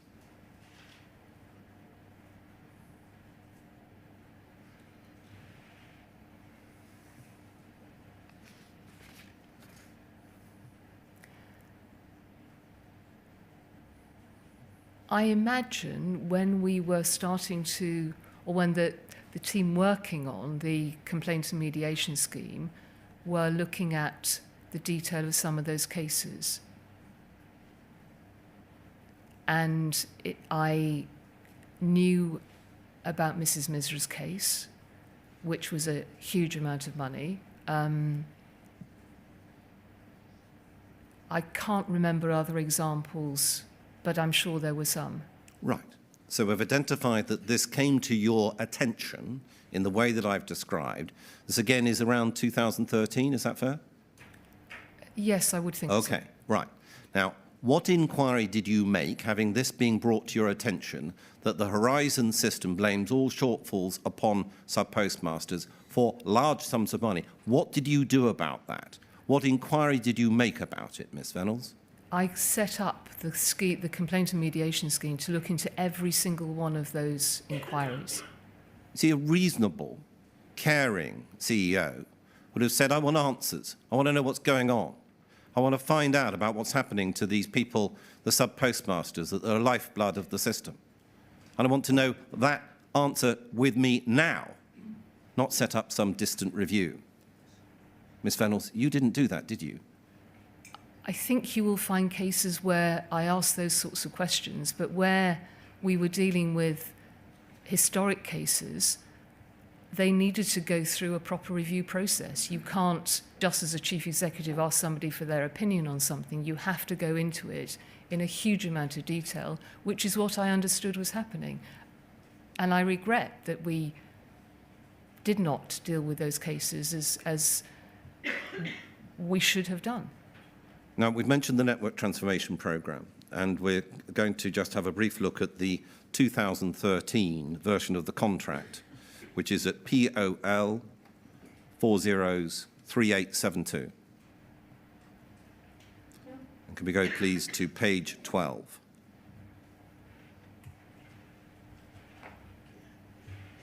What were the last three numbers again, Mrs. Steen? Last three numbers are, well, four numbers are 3872. 3872. POL 403872. Thanks very much. And if we can scroll down slightly, we'll see paragraph 4.1. If you can just highlight the 4.1, I'd be very grateful. Right. So we've discussed what the original contract said. The original contract, which said that the sub-postmaster is responsible for all losses caused through his own negligence, carelessness, or error, okay? So, Network Transformation Programme coming in relation to the new contract being put in place, we think the new contract, by 2013, and this contractual term that we're about to look at is repeated in 2014. Okay? And so it says this. I'm sorry, could you just say the last point again about the relevance of the two dates? Right, 2013 is the version of the network transformation contract, the new one that came in that time. Thank you. And this is repeated in the 2014 version of it. So Right. 2013, 2014, we've now got this contractual term. Paragraph 4.1. The operator shall be fully liable for any loss of or damage to any post office cash and stock, however this occurs, and whether it occurs as a result of any negligence by the operator, its personnel or otherwise, or as a result of any breach of the agreement by the operator, except for losses arising from the criminal act of a third party other than personnel, which the operator could not have prevented or mitigated by following Post Office Limited security procedures or by taking reasonable care. Okay? So, chopping out the legalese. Basically, this time it says you pay up. Fully liable for any loss or damage. No caveat at all. Nothing being said this time about losses being only responsible, being being responsible for all losses caused through his own negligence or carelessness. This time it's straight pay up. Do you accept that? Yes. Okay. So again, by 2013, what you've known about, and we've gone through, the collection of problems in the Horizon system, which tell you that there are bugs in the system, tell you that there's a problem with the expert that was called in cases in relation to the system. What the Post Office does, in the teeth of all of that evidence and those issues, is it actually tightens the contractual screw, doesn't it, on sub-postmasters. That's what the Post Office was about. Even in the face of what must have been doubts about the system, the Post Office decides, let's make damn sure that the Post Office sub-postmasters and mistresses pay up. You knew about that, didn't you, Ms. Reynolds? I was aware that the so when we went into network transformation, the contract that had been in place for many, many years had had numerous iterations to it, and the organisation took the opportunity. This was led by the then network director, Kevin Gilliland, and the legal team, and they took the opportunity to, as I understood it, simplify the contract and put something in place that would be more manageable for sub-postmasters. When the network transformation, more manageable in terms of what they had had previously, was a contract with many, many, many addenda added to it. This was an opportunity to restate the contract. The contract was signed by, I think, 4,000 new postmasters because of the issues that had been raised by Second Sight. We made sure that they had copies of the contract and that they had legal advisors to assist them as they went through it. As far as I'm aware, we had no feedback whatsoever about, well, to be fair, the new people coming in would have known this was a change, but there were also existing sub-postmasters who signed for the new contract. I understand the point you're making about this tightening it up. I didn't know that at the time. But it was accepted by the new and the existing sub-postmasters who had changed to this contract with legal advice. But I completely understand the point you're making. It's under your leadership, Ms. Reynolds. This was under your leadership. You were meant to be setting a tone that should have gone through this organisation, a tone of caring, you've explained. No one could have cared more for sub-postmasters. But under your leadership and your tone, they tightened the contractual screw. It's right, isn't it, Ms. Reynolds? The contract was, this clause was changed. I was not involved in that conversation at all. And it was never presented to me in the way you have. I completely accept that with the issues that there were with the Horizon system, the things that we have since understood, that this absolutely where things went wrong for postmasters was a more difficult contract than the one that had been there previously. Although, as you said before, I believe the interpretation of the previous one was more along the lines of what this amendment said. Take to another document. It's FUJ 402037. FUJ 402037. While that's coming up, and Yes, sir. sorry to take a minute of your time, Mr. Steen, but you said that this contract was the contract which newcomers to the post office as sub-postmasters would conclude. But you also said that existing postmasters, so already contractually bound, signed this contract. Now, the question I want to ask is, was that optional? Were they in effect cajoled into signing it, or what? What happened? The existing postmasters? Yes, I understand, Sir William. It was optional, and those so this. I'm sorry?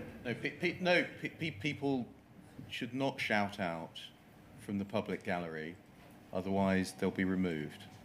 The witness should give her evidence without interruption. Thank you, Mr. Beer. Thank you. I tried to explain earlier, this was quite a complex program network transformation. There were a number of different options for sub-postmasters.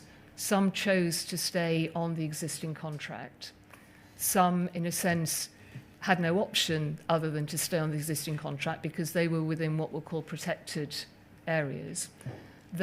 Some chose to leave the organisation, and they took with them compensation which was had been negotiated with the NFSP and was funded by government from this investment subsidy. And others chose to take an investment which the Post Office made with them, for them and with them, to convert their existing post offices to what was called a mains or a locals post office. And that was when they changed to the mains contract. So I don't know, Sir Win, the number of post offices in the new mains contract which were existing or new sub-postmasters, but there was a mix of the two. That's fine. I just wanted to get a flavour of what occurred. Thank you. And you can add 2 minutes to your time, Mr. Steen. Thank you, sir. I'll try and use them wisely. FUJ I should have been briefer. 402037. Thank you. Now, this document is an application support service fourth line service description. Now, that rather entertaining title is a document that is dated the 24th of August 2006. So this predates your employment, okay? We go to the bottom of the first page, please. And you'll see that this document has got sorry, a Mr. Steen, what was this document?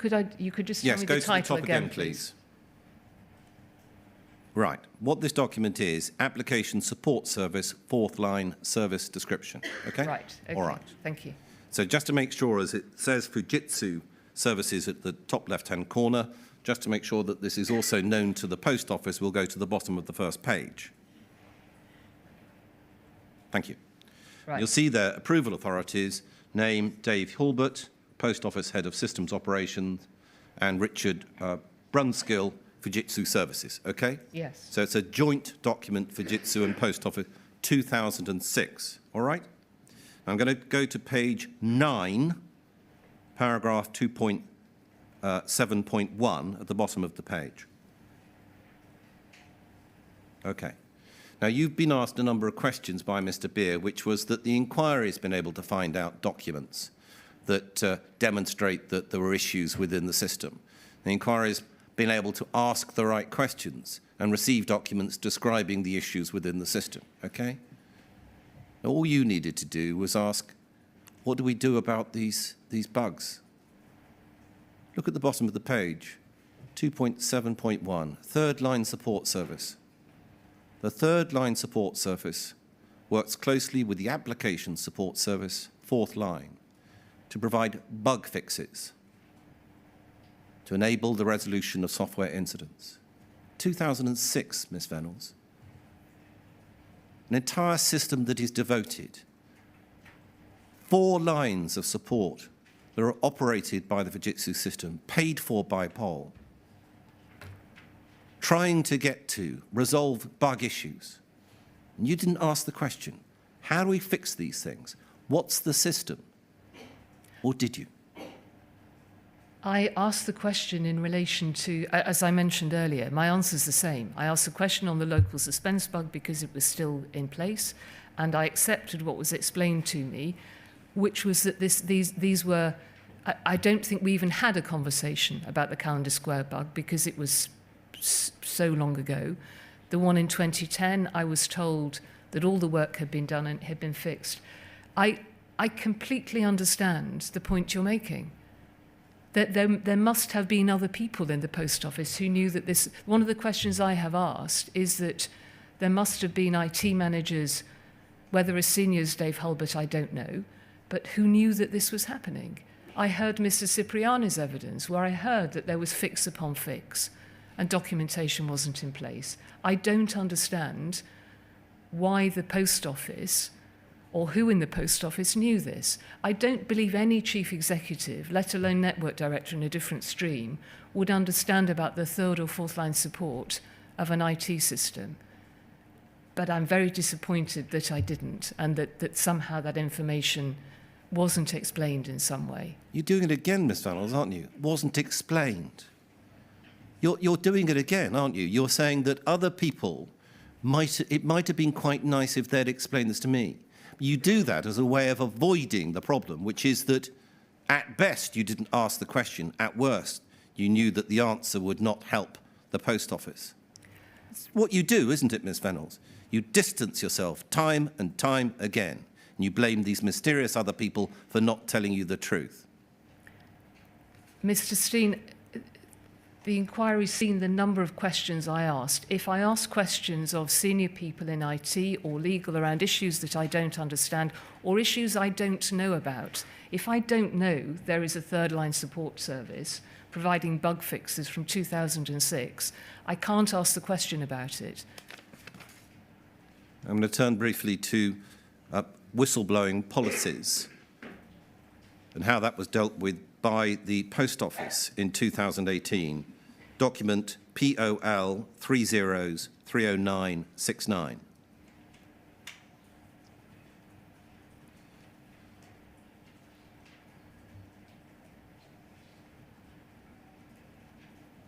Okay.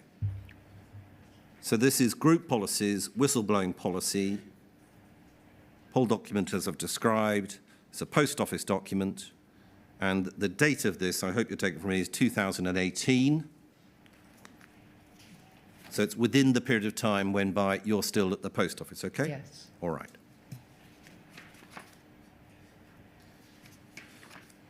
Can we go, please, to page 3 of 15 and paragraph 1.4, bottom of the page?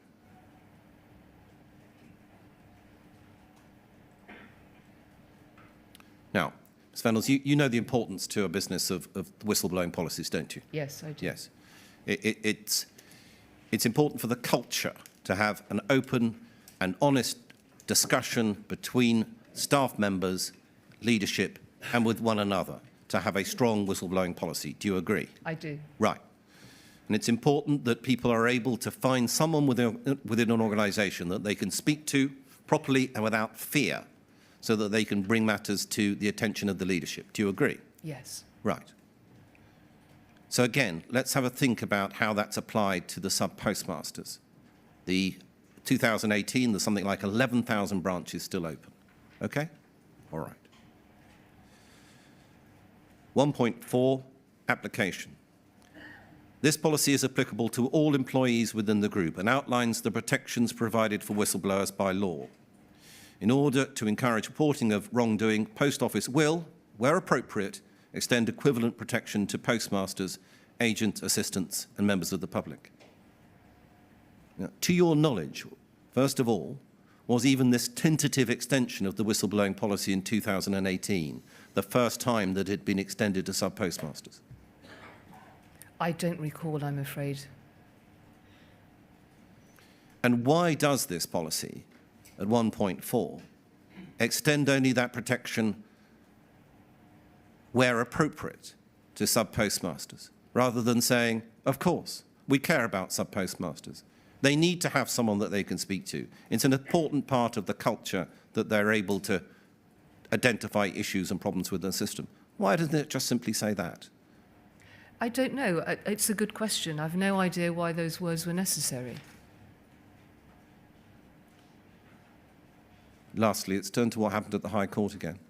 You're aware, aren't you, that the High Court judge, Mr. Justice Fraser, stated in his Horizon Issues judgment in December of 2019 that he had gained the distinct impression that the Post Office is less committed to the speedy resolution of the entire group litigation than are the claimants. And Mr. Justice Fraser then went on to refer to the extreme nature of costs, which were, even by the experience of a High Court judge, very high, even by the standards of commercial litigation. Do you remember him saying that? I think I may have left the organisation by then, but I will have read it in the judgment. Yes. You see, he wasn't to know that there had been a discussion about the approach to the litigation in September of 2017, poll document POL 406380. POL 406380.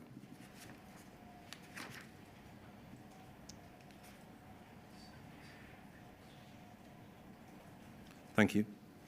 Paragraph 4 of the document, bottom half of page 2.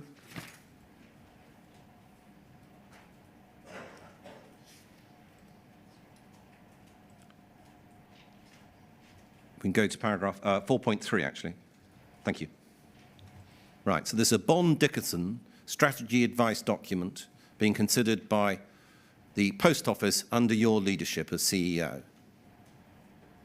What it says there is, we believe the better solution is to try to focus the claimants into a collective position where they will either abandon the claims or seek a reasonable settlement. It should be remembered that the claims that are financially supported by Freeth, whose fees are at least partially conditional on winning, a third-party funder and insurers. Without support, these proceedings would not have been possible. All three entities will have the power to pull their support if the merits of the case drop below a certain level. Our target audience is therefore Freeth, the funder and insurers, who will adopt a cold, logical assessment of whether they'll get a payout, rather than the claimants, who may wish to fight on principle regardless of merits. 2017, the Post Office set about its strategy of fighting tooth and claw for its own reputational interests over those claimants at the High Court, and adopted this strategy as the High Court judge identified. That happened under your leadership, Ms. Venables. All of this did. You set the tone, didn't you, Ms. Venables? And the tone was, let's eliminate them. Let's get rid of these bugs in our system, the sub-postmasters. That's what you set in place, wasn't it, Ms. Venables? Is that a question? Because I'd like to yes, answer there wasn't it, it, Mrs. Venables, was the question. I think you may have noticed. I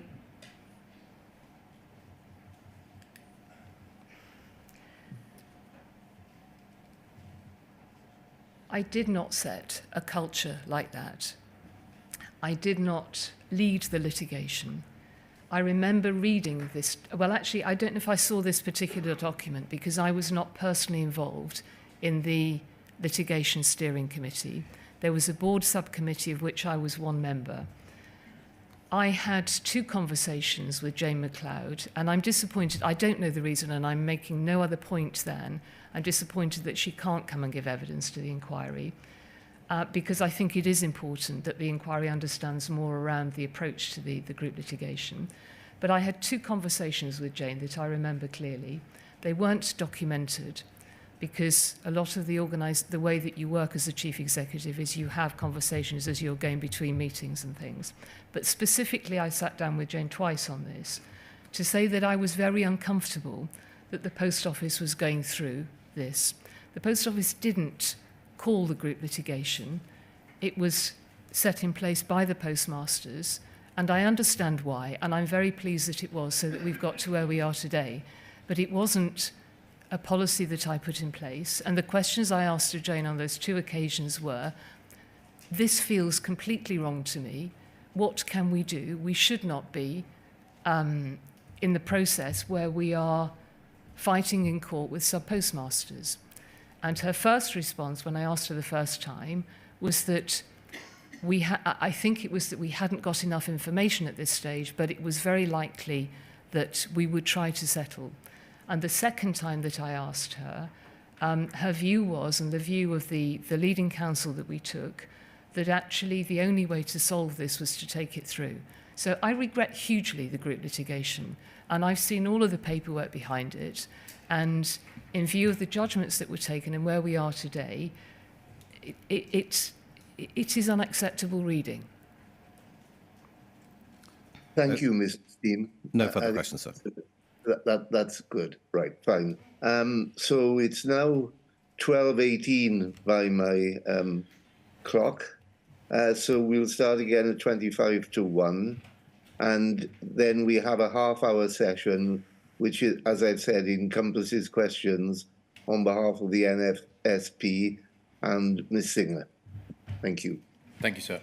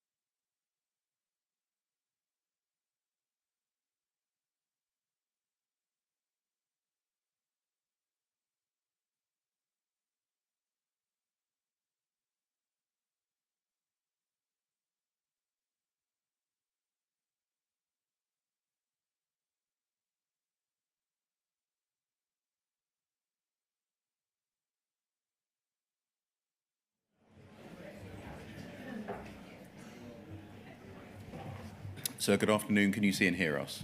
Yes, thank you. So we have Miss Watt on behalf of the NFSP and then Miss Christy Allen on behalf of Susan Sinclair.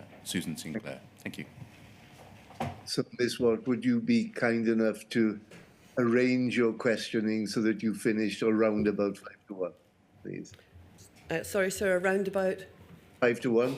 Yes, thank you, I will. Ms Venables, I appear for the NFSP. Just by way of explanation, the NFSP of today is a core participant at this inquiry. It's provided hundreds of documents to the inquiry to help understand what was being said and done during the Horizon scandal. Yesterday, you were shown what the NFSP today finds, and likely many others found, a shocking and deplorable email sent by the former General Secretary of the time, George Thompson. Now, Mr Thompson will have to come to this inquiry in a few weeks' time and answer for the things he said and did. But there were a couple of points in Mr Beer's questions of yesterday which I wanted to ask you about first. Of course. You were asked by Mr Beer who paid the NFSP's bills. You remember that? Yes. And you couldn't quite recall the situation at the time of the email, which was December 2012. Right. So just thinking about that a bit more to see if you can help. I think you would have been aware that the NFSP was a trade union until 2014. Thank you. I knew that it had changed status at some stage. You may have been aware the trade union status was removed by the certification officer because its members were actually self-employed rather than employees. Were you aware of that? I don't think so, no. I think you would have been aware that the grant funding agreement, which you and Mr Thompson were both involved in bringing about, was signed in 2016. Do you recall that? Thank you.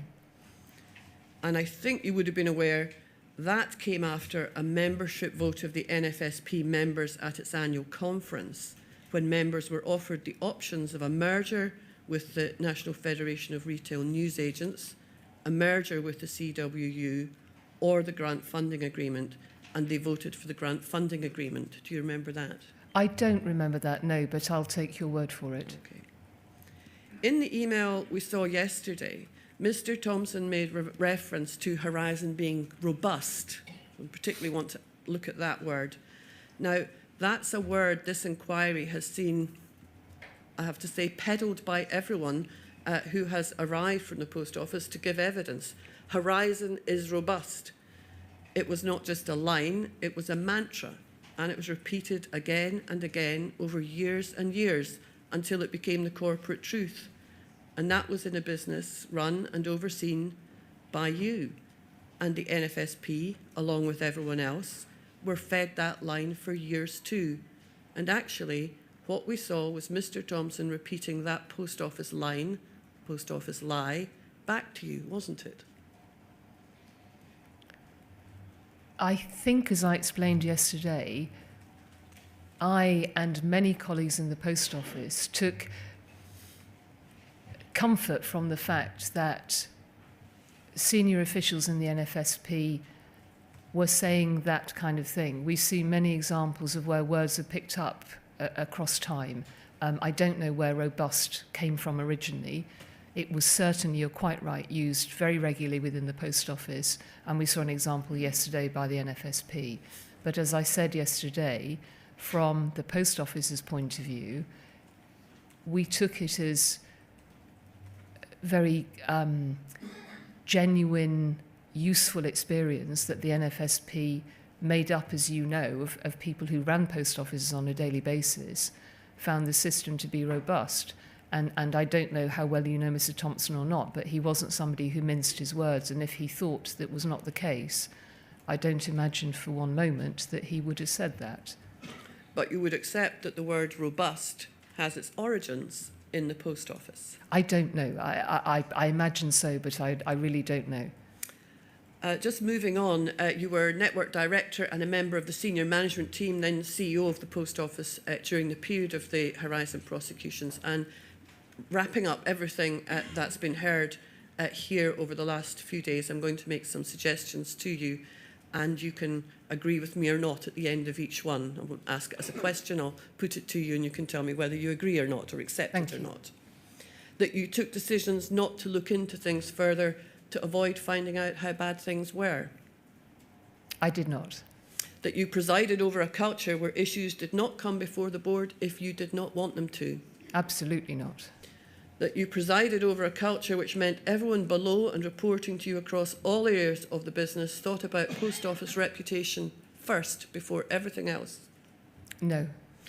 that you presided over a culture which saw sub-postmasters as subordinate to all of the business's interests, despite their actual partnership with the post office, their financial stake in the business, a stake which provided profits to the post office. No, and personally, absolutely not. That you presided over a culture which had as its priority a requirement to ensure that the message, nothing is wrong, everything is fine, Horizon is robust, and that led to MPs, government ministers, the media, the NFSP, the CWU, the courts, many others, being told for years and years that Horizon was robust when that wasn't true. I'm sorry, that could you shorten the question? Culture. You presided over a culture that allowed that to happen. I'm sorry, the statement was too long for me to recall. I'm really sorry. Would you mind? I'll shorten split it into 2 sentences if you can. Yeah. That you presided over a culture which has as its priority a requirement to ensure that the message was nothing is wrong, everything is fine, Horizon is robust. Everyone was told that. That's not the case. I'm sorry, but there is a qualification to that clearly for the people affected by this, that was absolutely the case, but that was not a culture. That you presided over a culture in which to maintain that aura of nothing is wrong and everything is fine, you needed to surround yourself with a variety of suitable people, handy defensive people who would make sure no dirty laundry landed on the post office doorstep, such as Angela van den Bogard, disposable professionals such as Susan Crichton, who could be blamed for anything that was going wrong. Do you accept you presided over that culture? No, absolutely not. Looking at your witness statement, I'm not going to call it up just for speed, but at paragraphs 14 to 18, you outline the roles you held at the time, and I've mentioned that. But across a period from 2007 to 2019, you had those various roles, and we've heard evidence throughout the inquiry that the culture within the investigation and audit branches was aggressive, that sub-postmasters were guilty rather than innocent from the outset, terminology in investigations used offender reports. Do you accept that was a culture inbuilt across all levels of management which you oversaw? No, and I think it's important I add a clarification to that as well. When I became Chief Executive, we fairly soon afterwards stopped prosecutions, and the size of that team and the approach of that team was discussed, and it was changed substantially. Most of those allegations that you have heard, and I'm not at all challenging them in terms of the way they came across the people who made them, were from earlier. I want to look at the franchising of Crown Post Offices when you were Network Director. You talk about that at paragraph 25 of your statement, just right, for reference. So whereas the NFSP had a sub-postmaster membership, the Crown offices had a trade union membership. So you would have dealt with unions such as the CWU when overseeing the franchising of Crown Post Offices. Would that be correct? Yes, that's correct. And it would have been important to you to have had union buy-in for the continuation of Horizon. I'm sorry, I'm not sure I understand the question or the sequence. As part of the overall work that you did with the unions and the franchising, it would have been important for the unions to remain bought into Horizon as the system. It was very difficult to get the unions to buy into anything. I don't recall any conversations with either the CWU or the CMA would have been the other one about them buying into Horizon.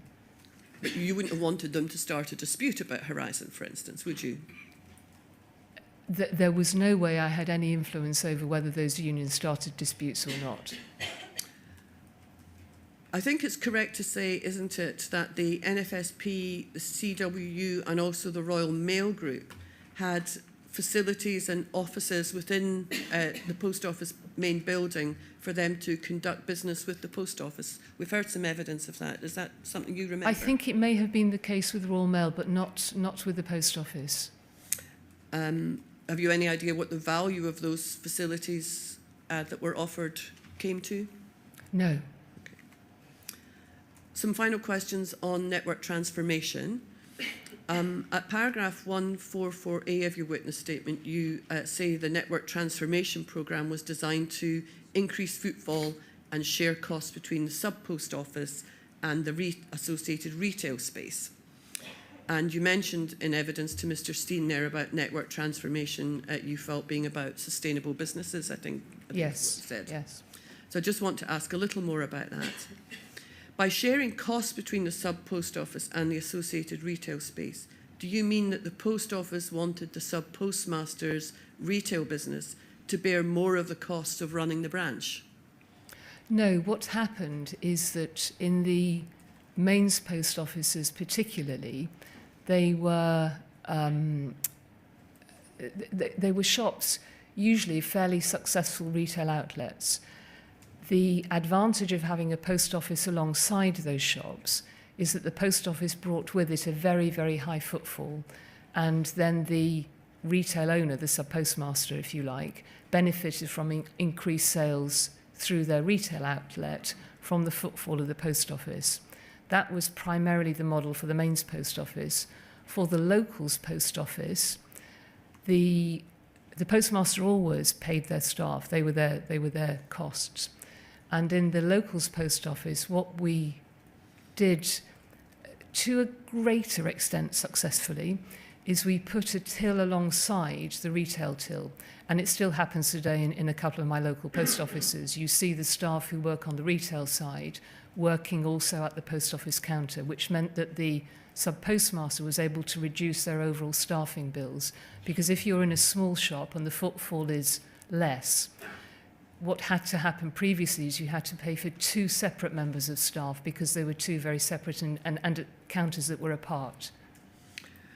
Would you agree that the network transformation programme actually had the effect of reducing the cost of the post office to the taxpayer by reducing the income to sub-postmasters and passing the costs of providing post office services to the retailer? No, it's a very good question. What actually happened, and much business modelling was done. Business plans were produced by sub-postmasters as well before they took on either of these models. What happened at the same time is that the government particularly reduced its business through post offices. And over this time, government business, which paid the sales through... Sorry, let me make that clearer. If people came to post offices to take up pensions, benefits, process passports, DVLA, that sort of thing, they were all government business, and postmasters were paid in different ways per transaction for those. When that business was reduced dramatically, as it was, because government moved to a digital by default policy, so it wanted everybody getting pensions and benefits to have them paid directly into a bank account, rightly, actually, and it facilitated that. What it meant was that postmasters lost, and the post office lost money, because that income simply no longer came through the post office. Would you accept that the network transformation programme actually ended up being to the detriment of sub-postmasters? I don't believe so, and the programme was done for both postmasters and communities. We did research when the programme was put in place initially and then every year since, and I won't have remembered these figures correctly, but I think the satisfaction levels were high, and a figure of around 80% comes to mind. Thank you, Ms Venos. Those are my questions, and I think the Chair will be happy to find I'm slightly early. Thank you. I'm very grateful for your economy of words, Ms. Right. On behalf of Ms Sinclair, then, please. Good afternoon, Ms Venables. I'll stand up so that you can see me, you. but I'll sit to do my questions. My name is Christy Allen, and I represent core participant Susan Sinclair, who was a wrongfully convicted sub-postmistress. She was the first to successfully appeal her conviction in Scotland, which only happened as recently as September last year. In your witness statement, You state that you were always open to the real possibility of unsafe convictions, and as such, you always sought to be questioning in your approach. After reading accounts of sub-postmasters and reconciling these with the findings of Second Sight's interim report, the identification of bugs with Horizon, and the revelations as to Gareth Jenkins in 2013, to what extent, therefore, did you question the safety of convictions, including those in Scotland?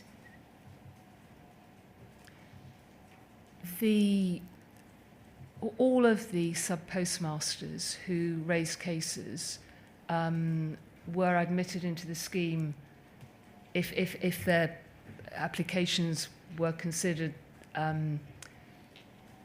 that there was a case to do that. There was no means, there was no intention to exclude anybody. So my understanding, and I'm very sorry because I wouldn't have known the individual cases if there were Scottish cases in those numbers. I am very sorry that it took so long for that to be resolved. Thank you. Were you reassured that there was an extra layer of protection in Scottish prosecutions due to the role of the Crown Office and Procurator Fiscal Service as the independent prosecutor? I don't think I had no knowledge of that, and I don't believe I asked enough questions. There is some documentation that shows that it was a matter that was covered, I think, at a board meeting, but it was not covered with any degree of frequency. I had to rely on the legal advisors within the Post Office and the external advisors as to how that should be dealt with. I have seen, both from inquiry documentation and from witness evidence, that was not. This is difficult for me to comment on because I don't understand the legal aspects of it, but I heard the evidence from Cartwright King, and it seems to me that that was not handled as well as it could have been. To follow up, was Crown Office not, however, reliant on correct information being timelessly disclosed by the Post Office and indeed by you as CEO, including any new revelations in respect of emerging concerns with Horizon evidence? I had no dealings at all with Crown Office, I'm sorry. I had no dealings with Crown Office because I shouldn't have had dealings with Crown Office. Understood. But would you accept that the Crown Office was reliant on Post Office providing the relevant information timelessly? That I don't know. I know that Cartwright King were involved. It may be that they were reliant on Cartwright King. There will be other people who would answer that question better than I can for you. Yeah, of course, the point being that there was certain knowledge in 2013 that wasn't disclosed timelessly to the Crown Office. At the Post Office, I accept, yes. And how do you reconcile that, despite your knowledge of issues with the reliability of Horizon evidence, criminal prosecutions based on such evidence continued in Scotland up until 2015?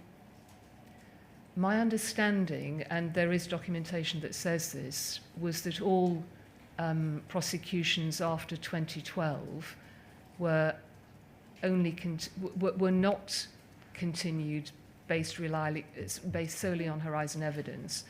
I have also learnt that in Scotland there was a greater degree of scrutiny of that because a second area of evidence of corroboration was required as well.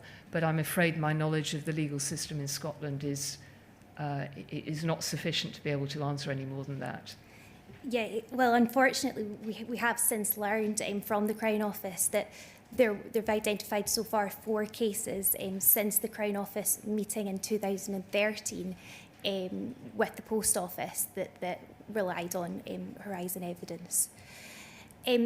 My final question to you, Ms Fennells, is how have you received the statement made by the Lord Advocate to the Scottish Parliament last week that due to this scandal, the Post Office is no longer trusted and as such has been stripped of its role as a specialist reporting agency in Scotland? I'm sorry, there was a cough. I missed the beginning of your question. I said, how have you, I'll repeat the full question. Thank you. How have you received the statement made by the Lord Advocate to the Scottish Parliament last week that due to this scandal, the Post Office is no longer trusted and as such has been stripped of its role as a specialist reporting agency in Scotland?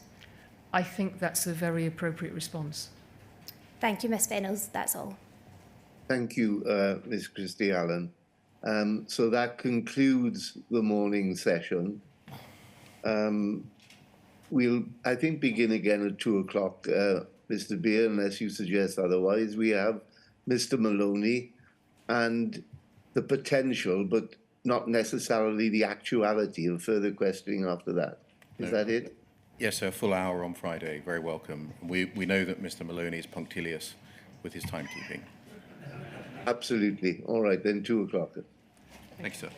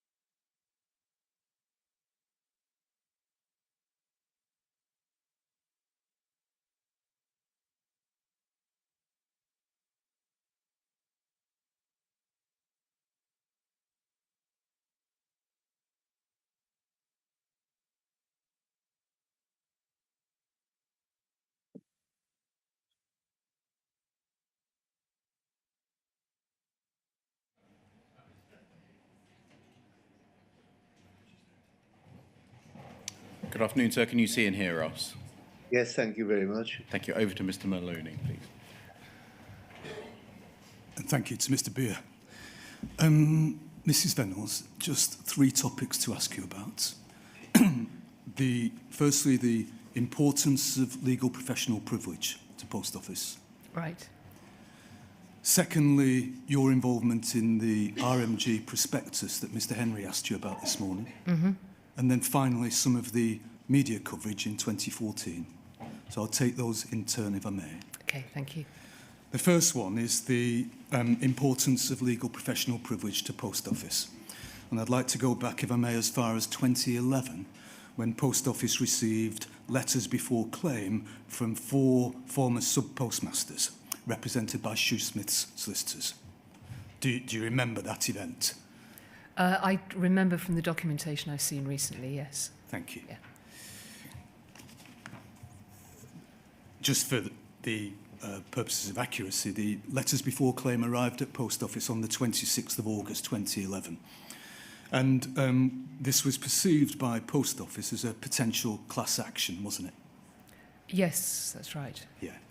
And it was important because it could have caused Post Office to lose a lot of money, and it could have been highly damaging reputationally. Yes, that would have been the case, certainly. I think they were just concerned, full stop. I don't know that it was just that, but yes. In due course, I'll take you to an email where you give those 2 reasons for the importance of the class action. Presumably, as Chief Executive, you were up to speed on the issues in the case because it was so important.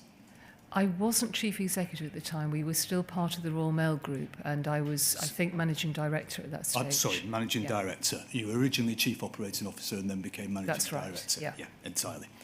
But you as Managing Director then, and perhaps if I could just replace Chief Executive with Managing Director, but at that time, you would, of course, have been up to speed on the issues in the case. I was, so just so I'm really clear too, I don't recollect them now, but I've seen the documentation. I'm sure that I would have been briefed on them. I believe at that time they were all still being dealt with within the Royal Mail Group. Yeah. So I wouldn't have been as well briefed as I might have been had I been in a separate post office. So you think you would have been briefed on the issues but wouldn't have seen the documentation? I don't believe I saw it. I think all I will have seen is what you have seen. Okay. Okay. Well, I might take you to some... Of course. In Yes. due course. Yes. But the main reason I ask you about this is to do with legal professional privilege because Right. Yep. faced with this potential class action, legal advice was circulated relating to document retention and document creation, wasn't it? Do you remember? Yes, it was. Yeah. There was an email from Emily Springford on the 20th of October 2011. And might we look at that now, please? The reference is POL 20176 467.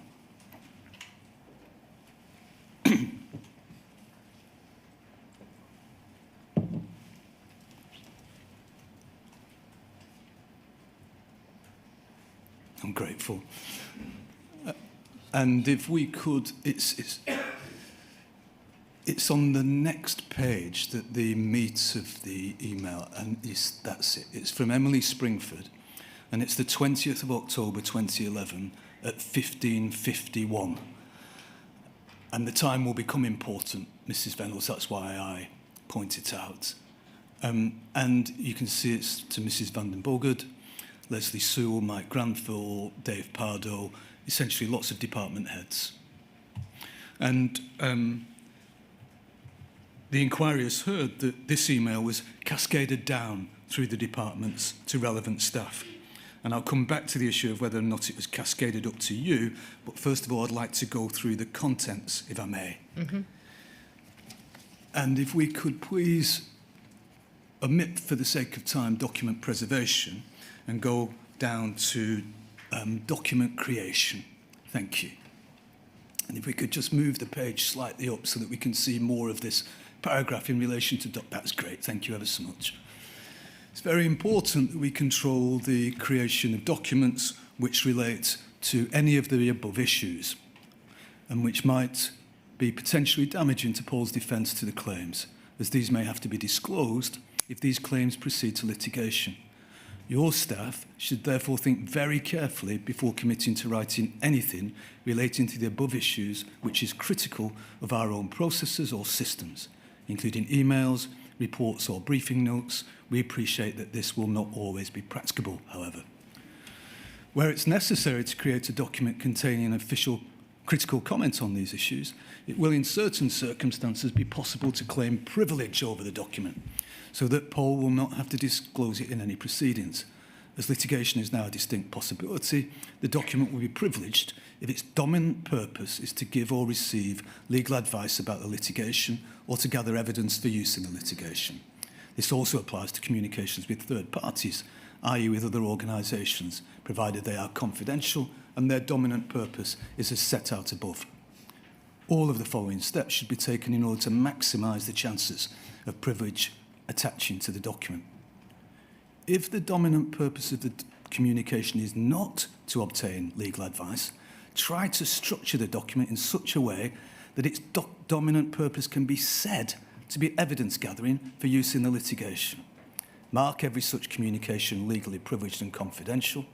If you're sending the document to someone, state in the covering email, memo, or letter that you're not waiving privilege by doing so. Request that the recipient of a communication confirm that the document will be kept confidential and that he or she will not forward it to anyone else. Think very carefully before replying to all on an email. Do all the recipients need to see the communication? And where possible and appropriate, copy a member of legal services into the communication and make clear that you're doing so to enable them to advise on the content.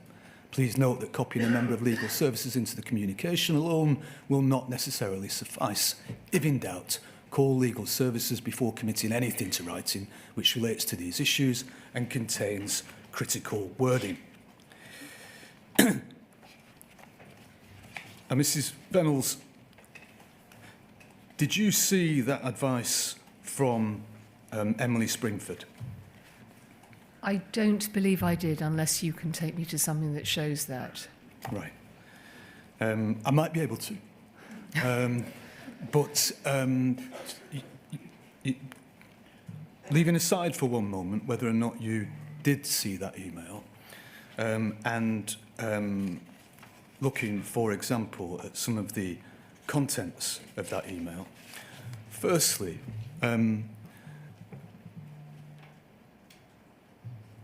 as a person, not a lawyer, what do you think about the suggestion that people should think very carefully before committing to writing anything relating to the above issues, which is critical of our own processes or systems, because we might have to disclose it? Does that seem very fair to you, Mrs. Reynolds? No, it doesn't. And I remember when I read this recently, that, as you say, if you read it as a private individual rather than somebody understanding perhaps the legal thinking behind it, it struck me as an odd thing to say, unless there was some common sense reason that what somebody might be criticising in relation to their job could be misread across to something. But no, I thought it was an odd thing to say. Yeah. And again, and because you're not a lawyer, and so I ask you as a person, yes, with an interest in fairness as the head of an organisation, what do you think about saying that if a document is not prepared with the dominant purposes that are seeking legal advice, then you can perhaps, as it were, if the dominant purpose of the communication is not to obtain legal advice, try to structure the document in such a way that its dominant purpose can be said to be evidence gathering for use in the litigation? I think the whole thing about this is odd, that if there is a good reason behind why people should do this, it should have been explained. We came into that in 2016, I think, when the chairman's report was subsumed into work for the group litigation, and that was explained clearly why that it was suggested on legal advice that had to happen. When I saw this, to ask a group of even senior managers as they are to do something like this without explaining why, it seemed like it was lacking something. Okay. Now, but lacking something or not, this approach immediately became Paul orthodoxy, didn't it?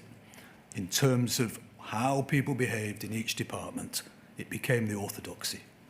Well, that I don't know, but I certainly saw that it was passed on by one of the recipients to their team. Yeah. And I'm going to suggest to you that this orthodoxy continued all the way through Paul's engagement with Second Sight, all the way through your correspondence with Tim McCormack, and all the way through subsequent prosecutions by Post Office. And it was only when Cartwright King, especially Simon Clark and Harry Bowyer, started saying, actually, there are different disclosure rules for criminal cases, that Paul was told that they couldn't possibly do this with criminal cases. Are you able to comment upon that? No, I don't know that. I should have seen it, but I don't recall it. Yeah. If now we could please go to Paul 20 294 928 to look at just how quickly this did become orthodoxy within Post Office. So that's POL 20 294 928.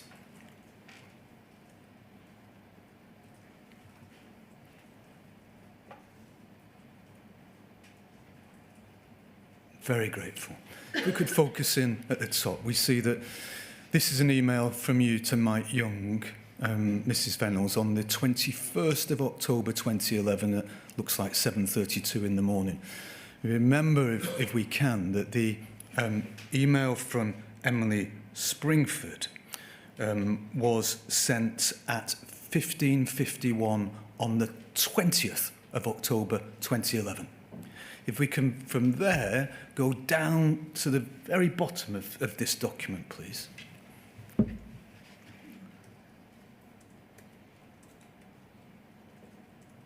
Now, and this is where we start.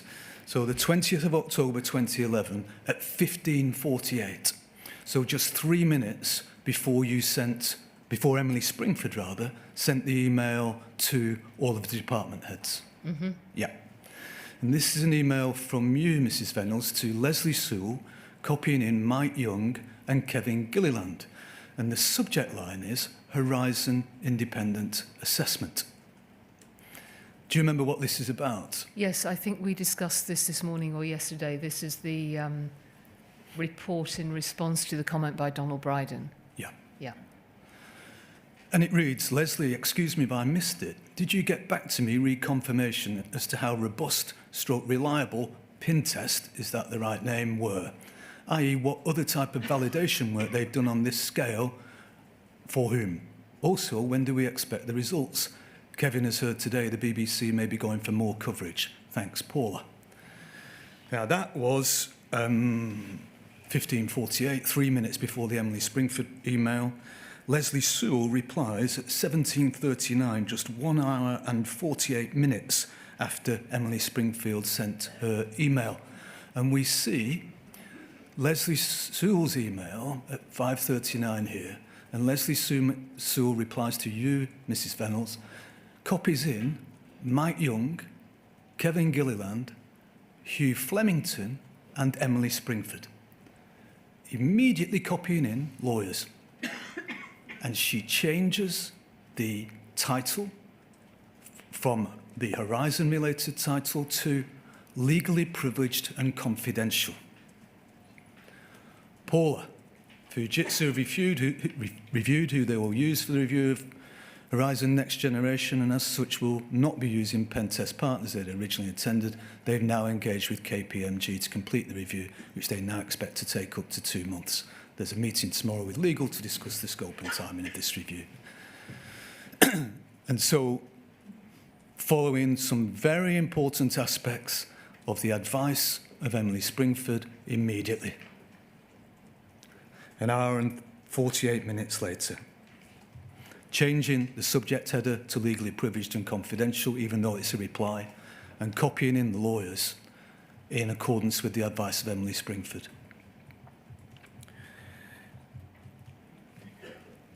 Just whilst we're on this page, can we go up, please, and to see your reply to Leslie Sewell?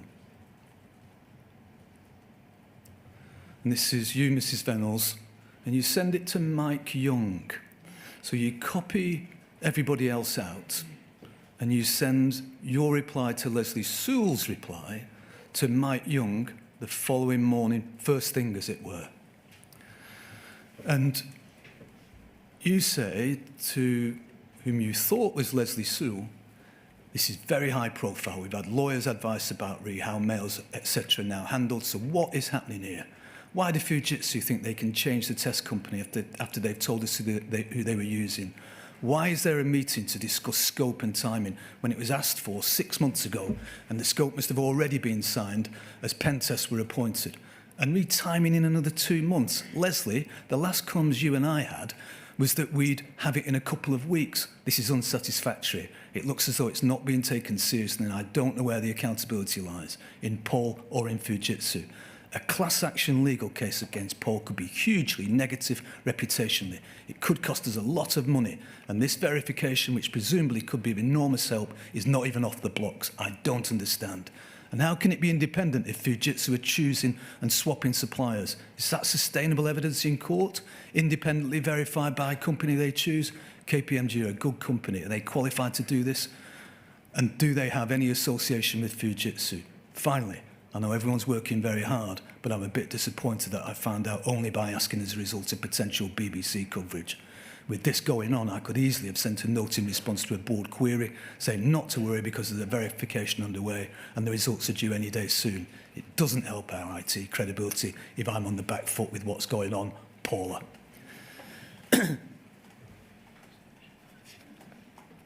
Now, what you hadn't realised was that you'd sent that email to Mike Young by mistake, who was Leslie Sewell's boss. And so if we go up to the top of the page, we see, Mike, I've realised I sent this to you and it was intended for Leslie. But actually, as her boss, would you mind looking into? And then in brackets, also watch the tone, not always easy to judge in mails. On rereading it sounds cross. I'm not, I'm well chilled on holiday, but have some specific questions that need answering. Appreciate your help, P. Once you'd realised that you'd sent that to Mike Young and not to Leslie Sewell, you had to rewind quickly, didn't you, Mrs. Venables?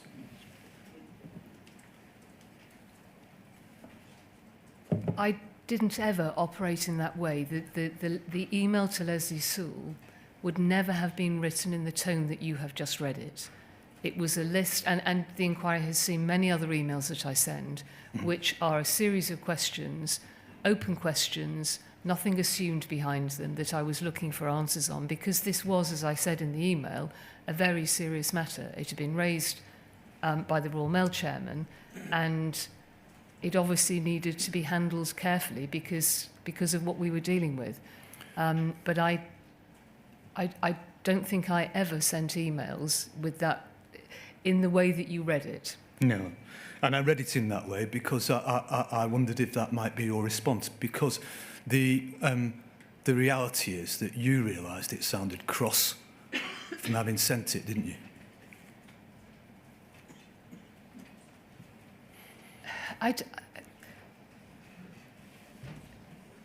Possibly, from what I've said to Mike Young, possibly, but I was never somebody that got as cross as, I'm sorry, this, I said what I said in the email. Yeah. Yeah. No, absolutely. But the term, the wording, Mrs. Venables, it was cross, wasn't it? I was clearly irritated. Yeah, you Yeah. were. Yeah. Absolutely. And you expressed your irritation was manifest in the words that you used, wasn't it? But what I say, and I think this is true, is that it isn't always easy to judge tone in emails. No, entirely. And the questions I were asking were valid questions. Did you rewind in that way because Mike Young wouldn't take that sort of aggressive, arguably domineering tone from you?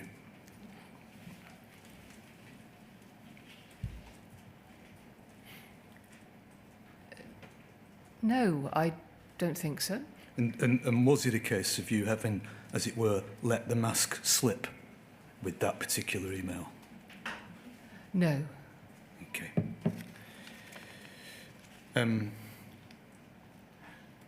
One of the four former postmasters who'd submitted letters before claim was Julian Wilson. Another one was Scott Darlington, who's in the room today. But tragically, Julian Wilson died before his conviction could be quashed. He's survived today by his wife Karen, who's a core participant in these proceedings on his behalf, and she took a framed photograph of him to the Court of Appeal in 2021 so that he could be present when the Court of Appeal quashed his conviction. So he was really one of the trailblazers in terms of trying to bring Post Office to account for what he thought had been done to postmasters through the unreliability of Horizon in the first place, and then the way that that unreliability of Horizon was used against postmasters. He, in his interview, complained of under caution, complained of the problems that he'd experienced with discrepancies with Horizon. And what I'd like you to have a look at now, please, Mrs. Reynolds, although you say you didn't see the documentation, is his letter before claim. I just want to take you to this very briefly, which is POL 30/46944.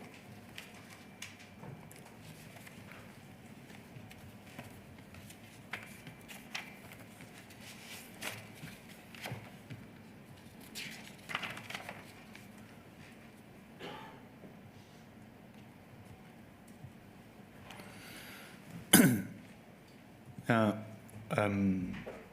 if we could please go to the second page. I won't take too much time on this. It's the second page. And if we could scroll up, please, so that we can have in that's perfect. I'm sorry, could I just, the date of this is when? It's received on the 26th of August 2011. Right, thank you. You said that you hadn't read the documentation, but you were aware of the issues. Here are the issues set out in Mr. Wilson's letter before claim.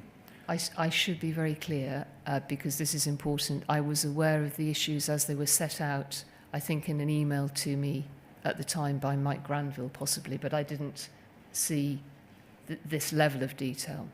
Did you have discussions with the lawyers about the issues? No.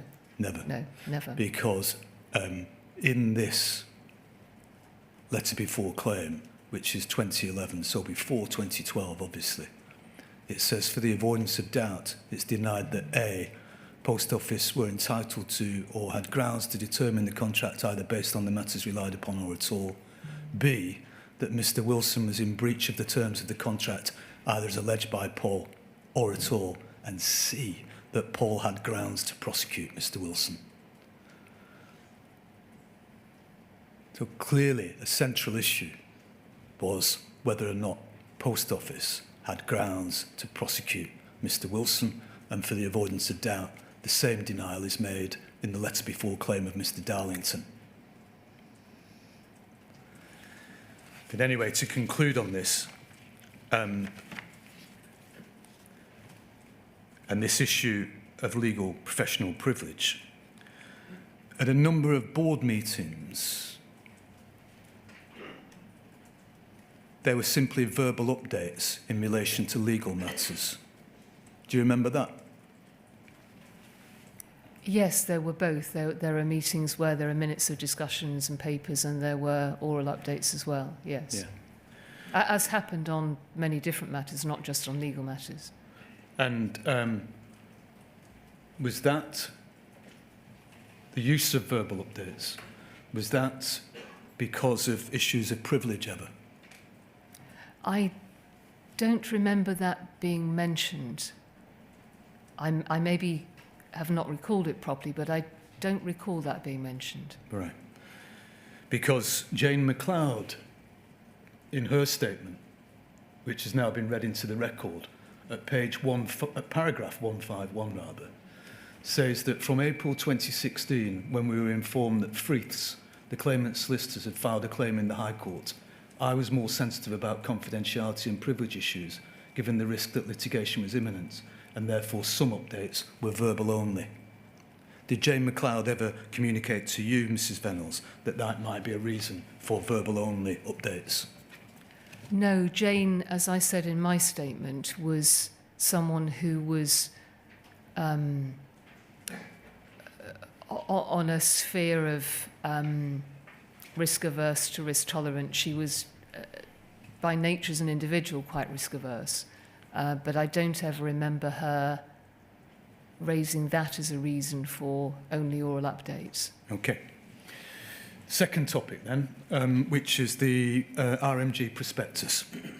This morning, you were asked about your work to propose a change to the RMG prospectus. Yes. Yeah. And you said that you came very late in the day to deal with this. I believe so. I have absolutely no recall of being involved in it, but I may be wrong. It was a long time ago. It was 2011, 12. But Right. yeah, I don't recall being involved. I think it's 2013. Yes, the separation I thought was 2012, but where the prospectus was 2013. 2013, right, yes. Was it because of your minimal involvement that you've got no great recollection of it, or for other reasons?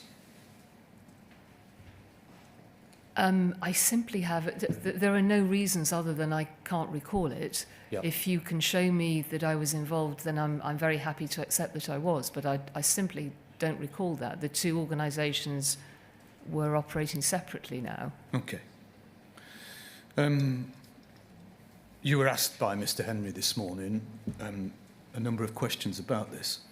And in particular, he asked about how in September of 2013 you wrote to the chair that you'd earned your keep in having a particular section removed. Yes. Yeah.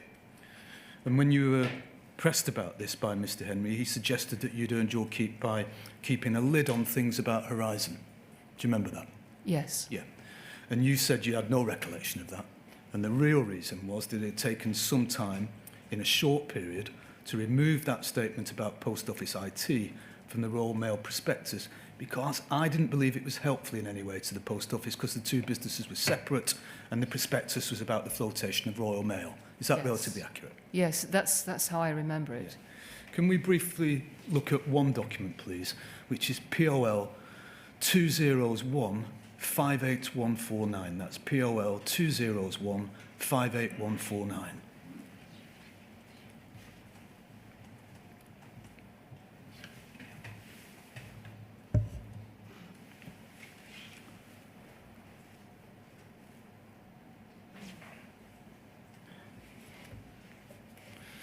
And if we could just zoom in, thank you.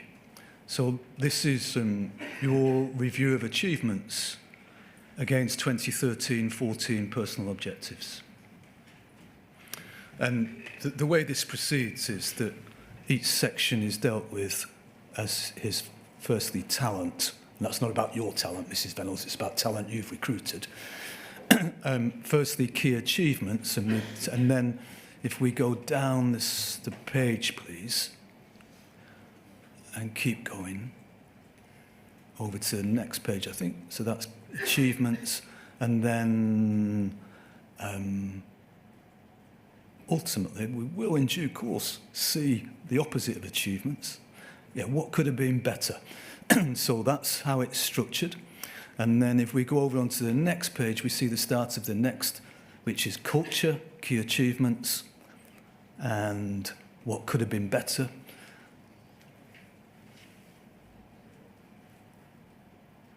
And then if we keep going, we then see external relationships and key achievements.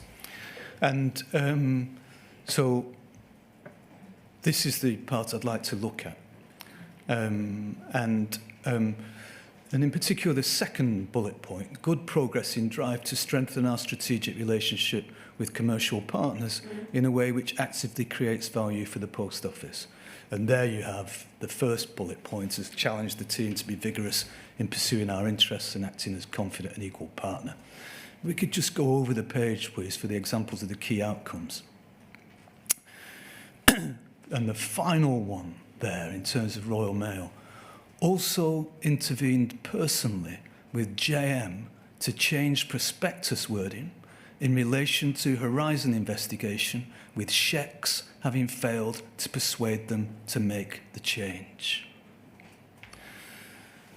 So, although it's something you can't remember, it was a key achievement for you in that year.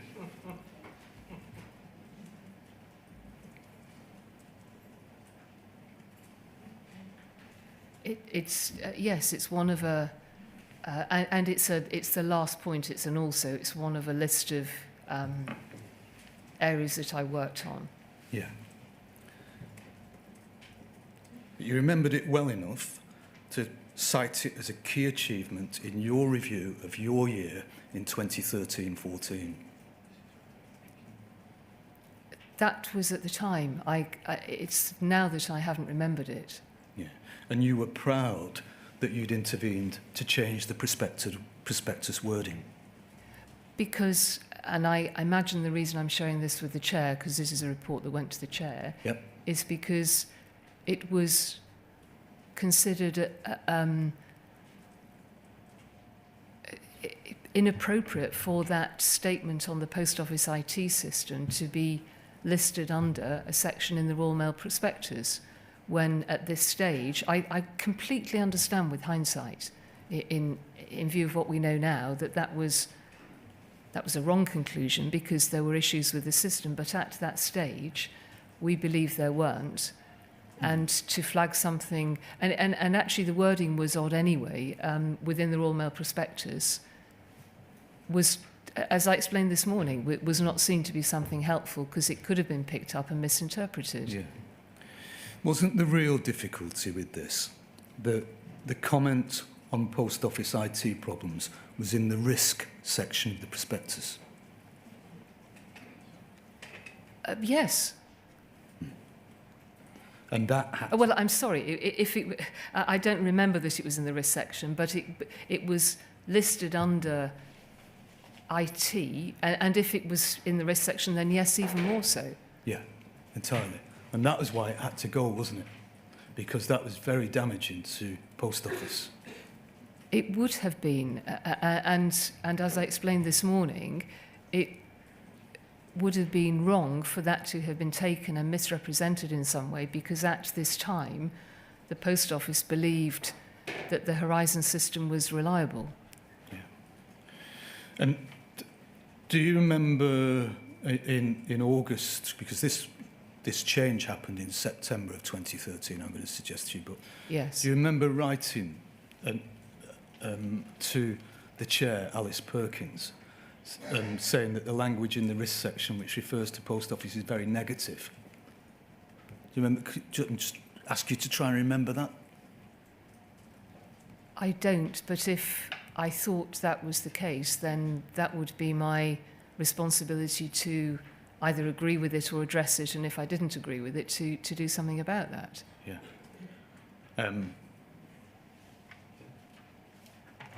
And did you think about escalating it to HMG, Her Majesty's Government? Well, this says that Shecs, so I'm assuming that that somebody must have raised this with Shecs. Yeah. Because we've asked Shecs to have it removed. Exactly. And do you remember Martin Edwards writing to you to say that all efforts by Shecs had failed and you might have to intervene personally? I'm assuming that's why I did then. Yeah. That's when you got involved. Right. And it really wasn't about hearing about it late and in fact not being involved with it late, was it? Because you had Martin Edwards on the case trying to take it out and escalating it to Shecs. It wasn't about getting involved late, was it? I'm afraid I can't answer that because I can't possibly remember, but my sense was that as this says, is that I was asked to step in, as we've seen on a couple of other issues, to see whether I could unblock something. So I don't know who was... I wasn't, and the inquiry hasn't seen anything on this, I wasn't involved in the prospectus review. So whether Martin was doing that on behalf of Post Office or other people were doing on behalf of Post Office and it was then flagged to me, I genuinely don't know. And it suggests you knew it was damaging. You were across it for some considerable time. All efforts without your involvement had failed, including checks, and then you had to personally intervene. I can't remember. I'm sorry, I can't help you with that, but I'm not... There will be presumably documentation somewhere that illustrates what the process was around the prospectus. I don't think I was involved with it. I mean, it wouldn't have... As somebody who was now trying to run a new company that had just been stood up, that wouldn't have been the level of detail that I could possibly work on. And it may be that Martin Edwards was the individual doing that on behalf of the Post Office or the Post Office Board on behalf of me, I don't know. Yeah. And you were very proud that you'd managed to get it out, weren't you? I list it as an achievement because, yes, if I had felt at the time and the chair and the board had felt at the time that this was something that was a risk for the Post Office, at the time, it seemed the right thing to do. Yeah. And now, finally, the final topic is some of the media coverage in 2014.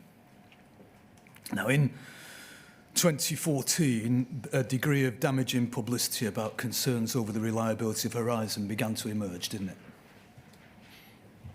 I'll take your word for that. I'm sorry, I can't recall the detail now. Okay. Well, campaigning postmasters were appearing on radio and television to describe their experiences at the hands of Post Office and about how their lives had been ruined and how they felt that Horizon was at the root of their problems. And Mark Davis was your comms director at that time, wasn't he? He was the comms director of the Post Office, yes. Yes. And we saw yesterday that you worked closely with him. Yes. And you plainly kept a close eye, as we saw yesterday, on how the Post Office message was being conveyed at this time. Yes, yes. And you kept abreast of important broadcasts on TV and radio, for example. I imagine I did, yes. On the Today programme, on the 9th of December 2014, Mark Davis described one of my clients, Mrs. Jo Hamilton, who was on the programme and sits here, as you know, and other convicted postmasters as having faced lifestyle difficulties and lifestyle problems. What had happened was that John Humphreys had described Jo Hamilton as representative of many people like her, and they're in desperate trouble now, and they have a case, don't they?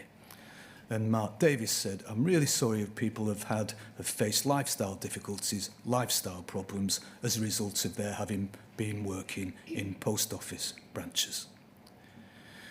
Mr. Davis addressed that remark in his witness statement, which is published on the inquiry website. And he said, and that witness statement, if we're able to bring it up, please, is WITN 098 60100.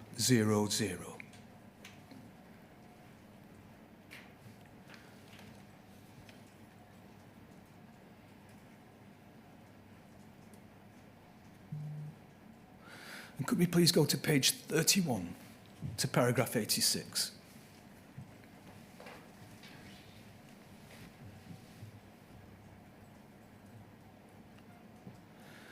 And Mr. Davis says here, I've also been asked where the view that people had, quote, faced lifestyle difficulties, unquote, originated from. This was a phrase I used in a live radio interview on the BBC Today programme. I was trying to make the point that Paul was sorry, genuinely, that people had faced challenges in their lives, but it didn't necessarily follow that Paul was responsible. This was a reasonable sentiment given that we knew what we knew at the time. The word lifestyle was obviously clumsy and unintended. For the avoidance of any doubt, it was not scripted or planned. It was certainly not meant to cause offence.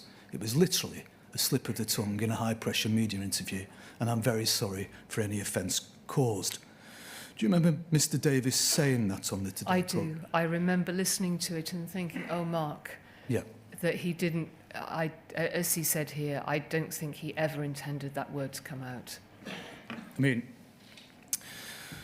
On the face of it, it was an extremely insensitive term. It was, yes. Many had been to prison, and just as one example, Jackie MacDonald, who has subsequently had her conviction quashed, had, by the time that Mr Davis said this, served a term of imprisonment of 18 months when she was a 47-year-old mother of 2 and her children were teenagers. Noel Thomas was a long-serving local councillor in North Wales and had spent his 60th birthday in prison. And all the postmasters had been punished in one way or another. And they'd all been subject to public censure and humiliation. And you've had a taste of that now, Mrs Reynolds, haven't you? In recent times. And it's not very nice, is it?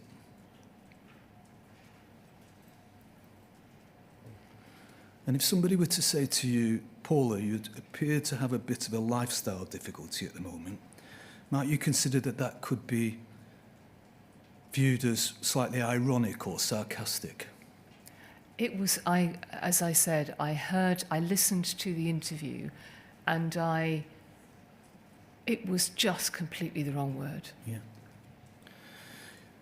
They had the inability to find employment. Many were going bankrupt. They had we saw the breakup of families. There were serious mental health problems. And in at least one case, a person was driven to take his own life. It was crass and insensitive, wasn't it? It was, absolutely. Did you speak to Mr Davis about it? Yes, I did. And obviously, from what you said, it's not something that you would have said. No. No. And I, well, Marcus said it. I don't believe he intended the word to come out either. Right. He must have been searching for something else, and I know how it feels under high pressure that you don't always find the right words. But no, I did speak to him about it. Why, can I ask you, Mrs Reynolds, why wouldn't you have said that, what Mark Davis said? I'm sorry?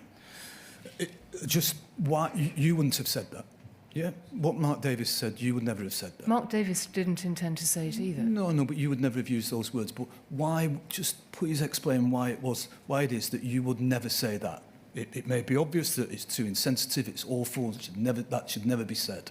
Why is it that you wouldn't say that? For the reason that I'm here today, because people's lives have been absolutely devastated. Okay. What Mr Davis said, was that not just reflective of the dismissive attitude that Post Office had to campaigning postmasters at this time? I don't believe so, no. I can understand why people would think that, and I regret hugely that we are where we are today. And was that not really a dismissive attitude that you fostered and encouraged, Mrs Reynolds? No. Okay, can we fast forward, please, some time and look at POL 001 09806.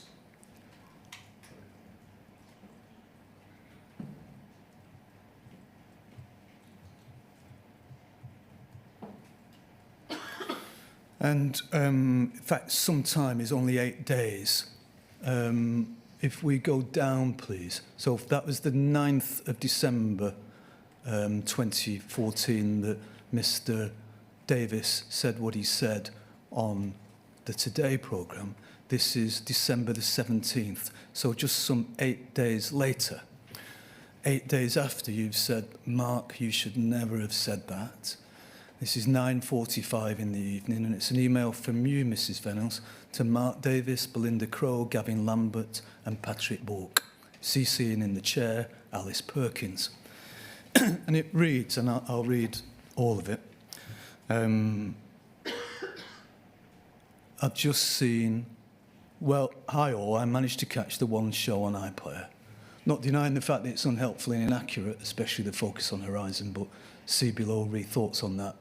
Mark has achieved a balance of reporting beyond anything that I could have hoped for. The statements stamped across the screen with the PO sign as a backdrop were really powerful. They emphasised everything we've done and came across as fact. Very good. The rest was hyperhuman interest. Not easy for me to be objective, but I was more bored than outraged. The MP quoted, who, was full of bluster and inaccurate. Joe Hamilton lacked passion and admitted false accounting on TV. James Arbuthnot was nowhere to be seen and the bulletin was too long. What I thought was helpful, that it was presented Horizon as the problem, which is exactly what Second Sight say they haven't found, and so easier for us to refute.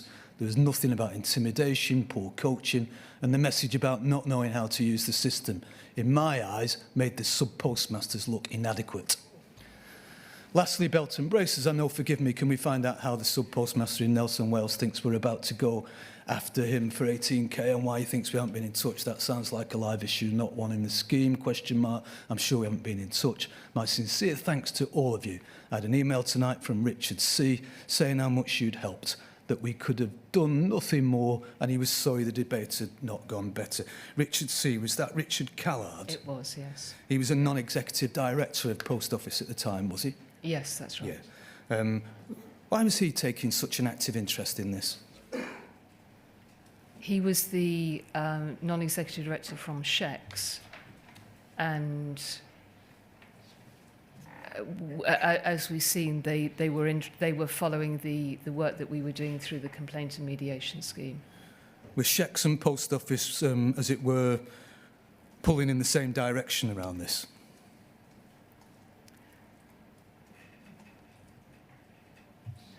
I'm sorry, I'm not sure I understand the question. Were Shex and Post Office pulling in the same direction in terms of these irritating campaigning postmasters? at this stage, the work that had gone on through the scheme was showing that no issues had been found on the cases. No, that's that not. had- No, but just And so- rebutting what was being said by the postmasters. As it were, the word you use actually is refute. I guess you would have to ask Richard. Presumably, if that was what he said, then his view was similar to mine at the time. What impression did you give? What impression did you gain of what Richard Callard's view was at this time? I think he was commenting on the concerns that the programme was going to present issues which the Post Office and Shex felt were not going to be represented in a particularly well-balanced way. But I can't recall anything more than is here in the document.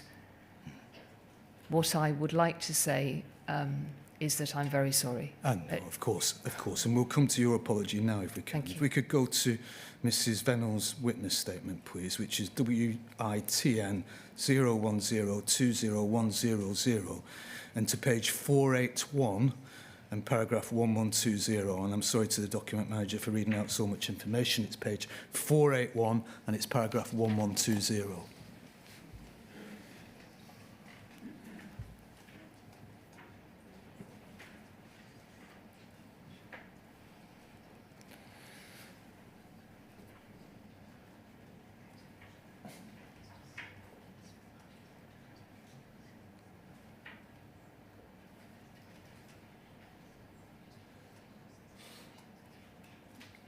Oh, I'm sorry, it's not 481, is it?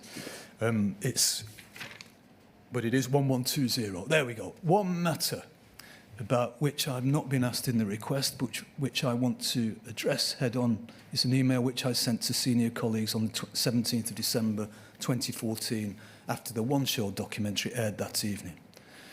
I described the reporting as unhelpful, inaccurate, and thoroughly regret saying that I was more bored than outraged at the programme. There's no excuse for what I wrote, and I'm embarrassed by the words I used. Those words do not reflect the example I hope to set for my colleagues or my attitudes to the issues we were working on at the time. I was working hard to find a way through the difficulties of dealing with what seemed such an imperative yet intractable problem to solve got the better of me that evening. I am sorry.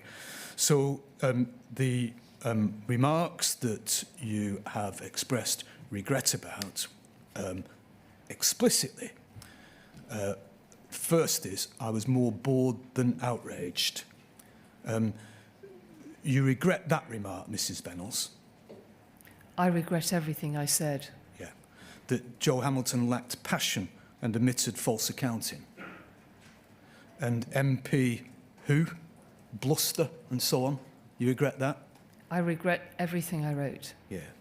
Now, you regret those remarks now, just 7 days before Christmas in 2014, and only 8 days after Mark Davis had said that appalling thing about lifestyle difficulties and lifestyle problems that you really were very upset about. Only 8 days after that, you regret those remarks. But did you regret, that was on the 17th of December, did you regret those remarks the following day, on the 18th of December?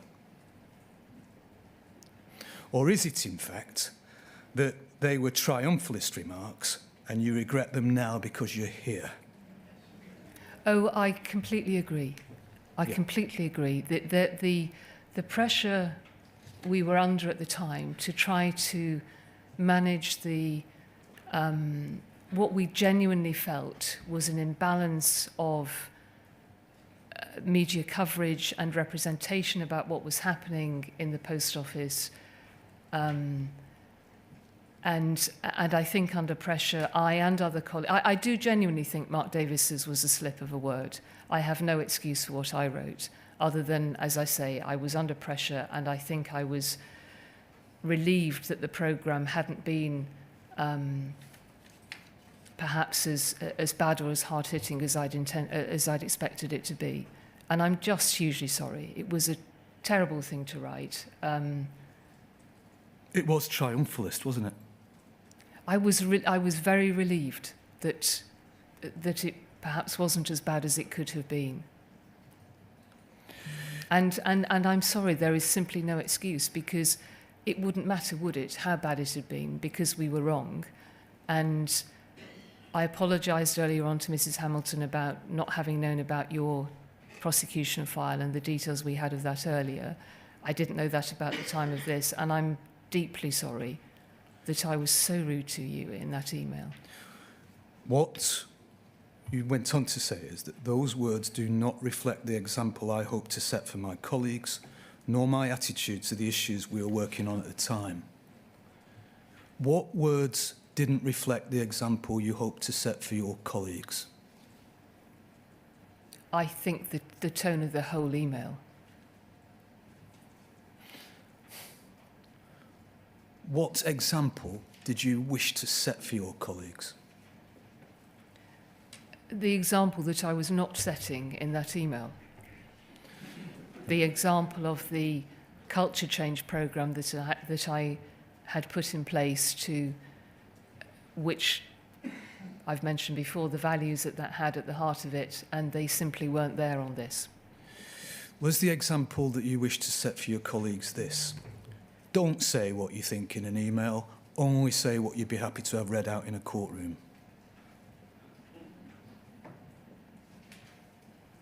I'm sorry? Was the example, real example you wish to set for your colleagues? Don't say what you think in an email, only say what you'd be happy to have read out in a courtroom. And you'd let yourself down there.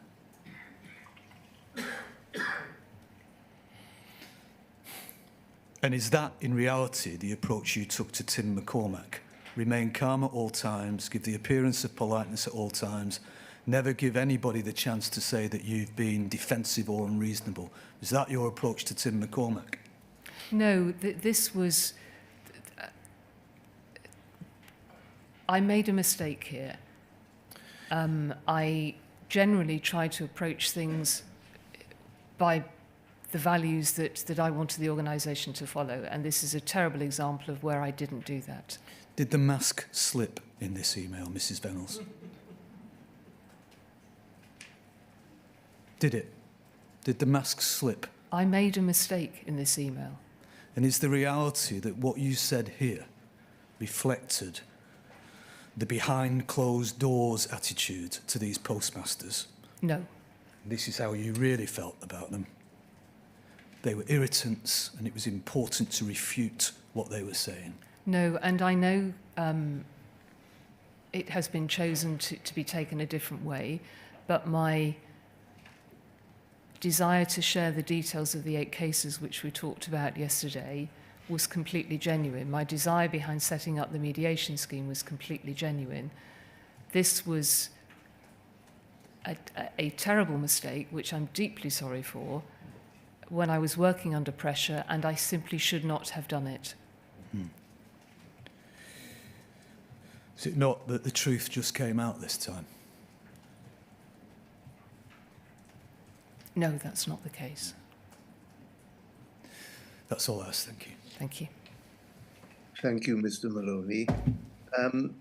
Ms. Leake, I know you're the legal representative of Ms. Reynolds in the hearing room.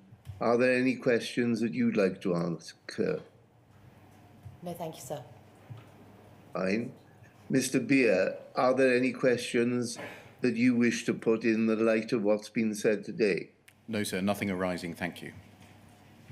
Then that brings an end to the evidence of Ms. Reynolds. I'm grateful to you, Ms. Reynolds, for your extremely detailed witness statement and for giving evidence to the inquiry over 3 days. So that concludes today's proceedings.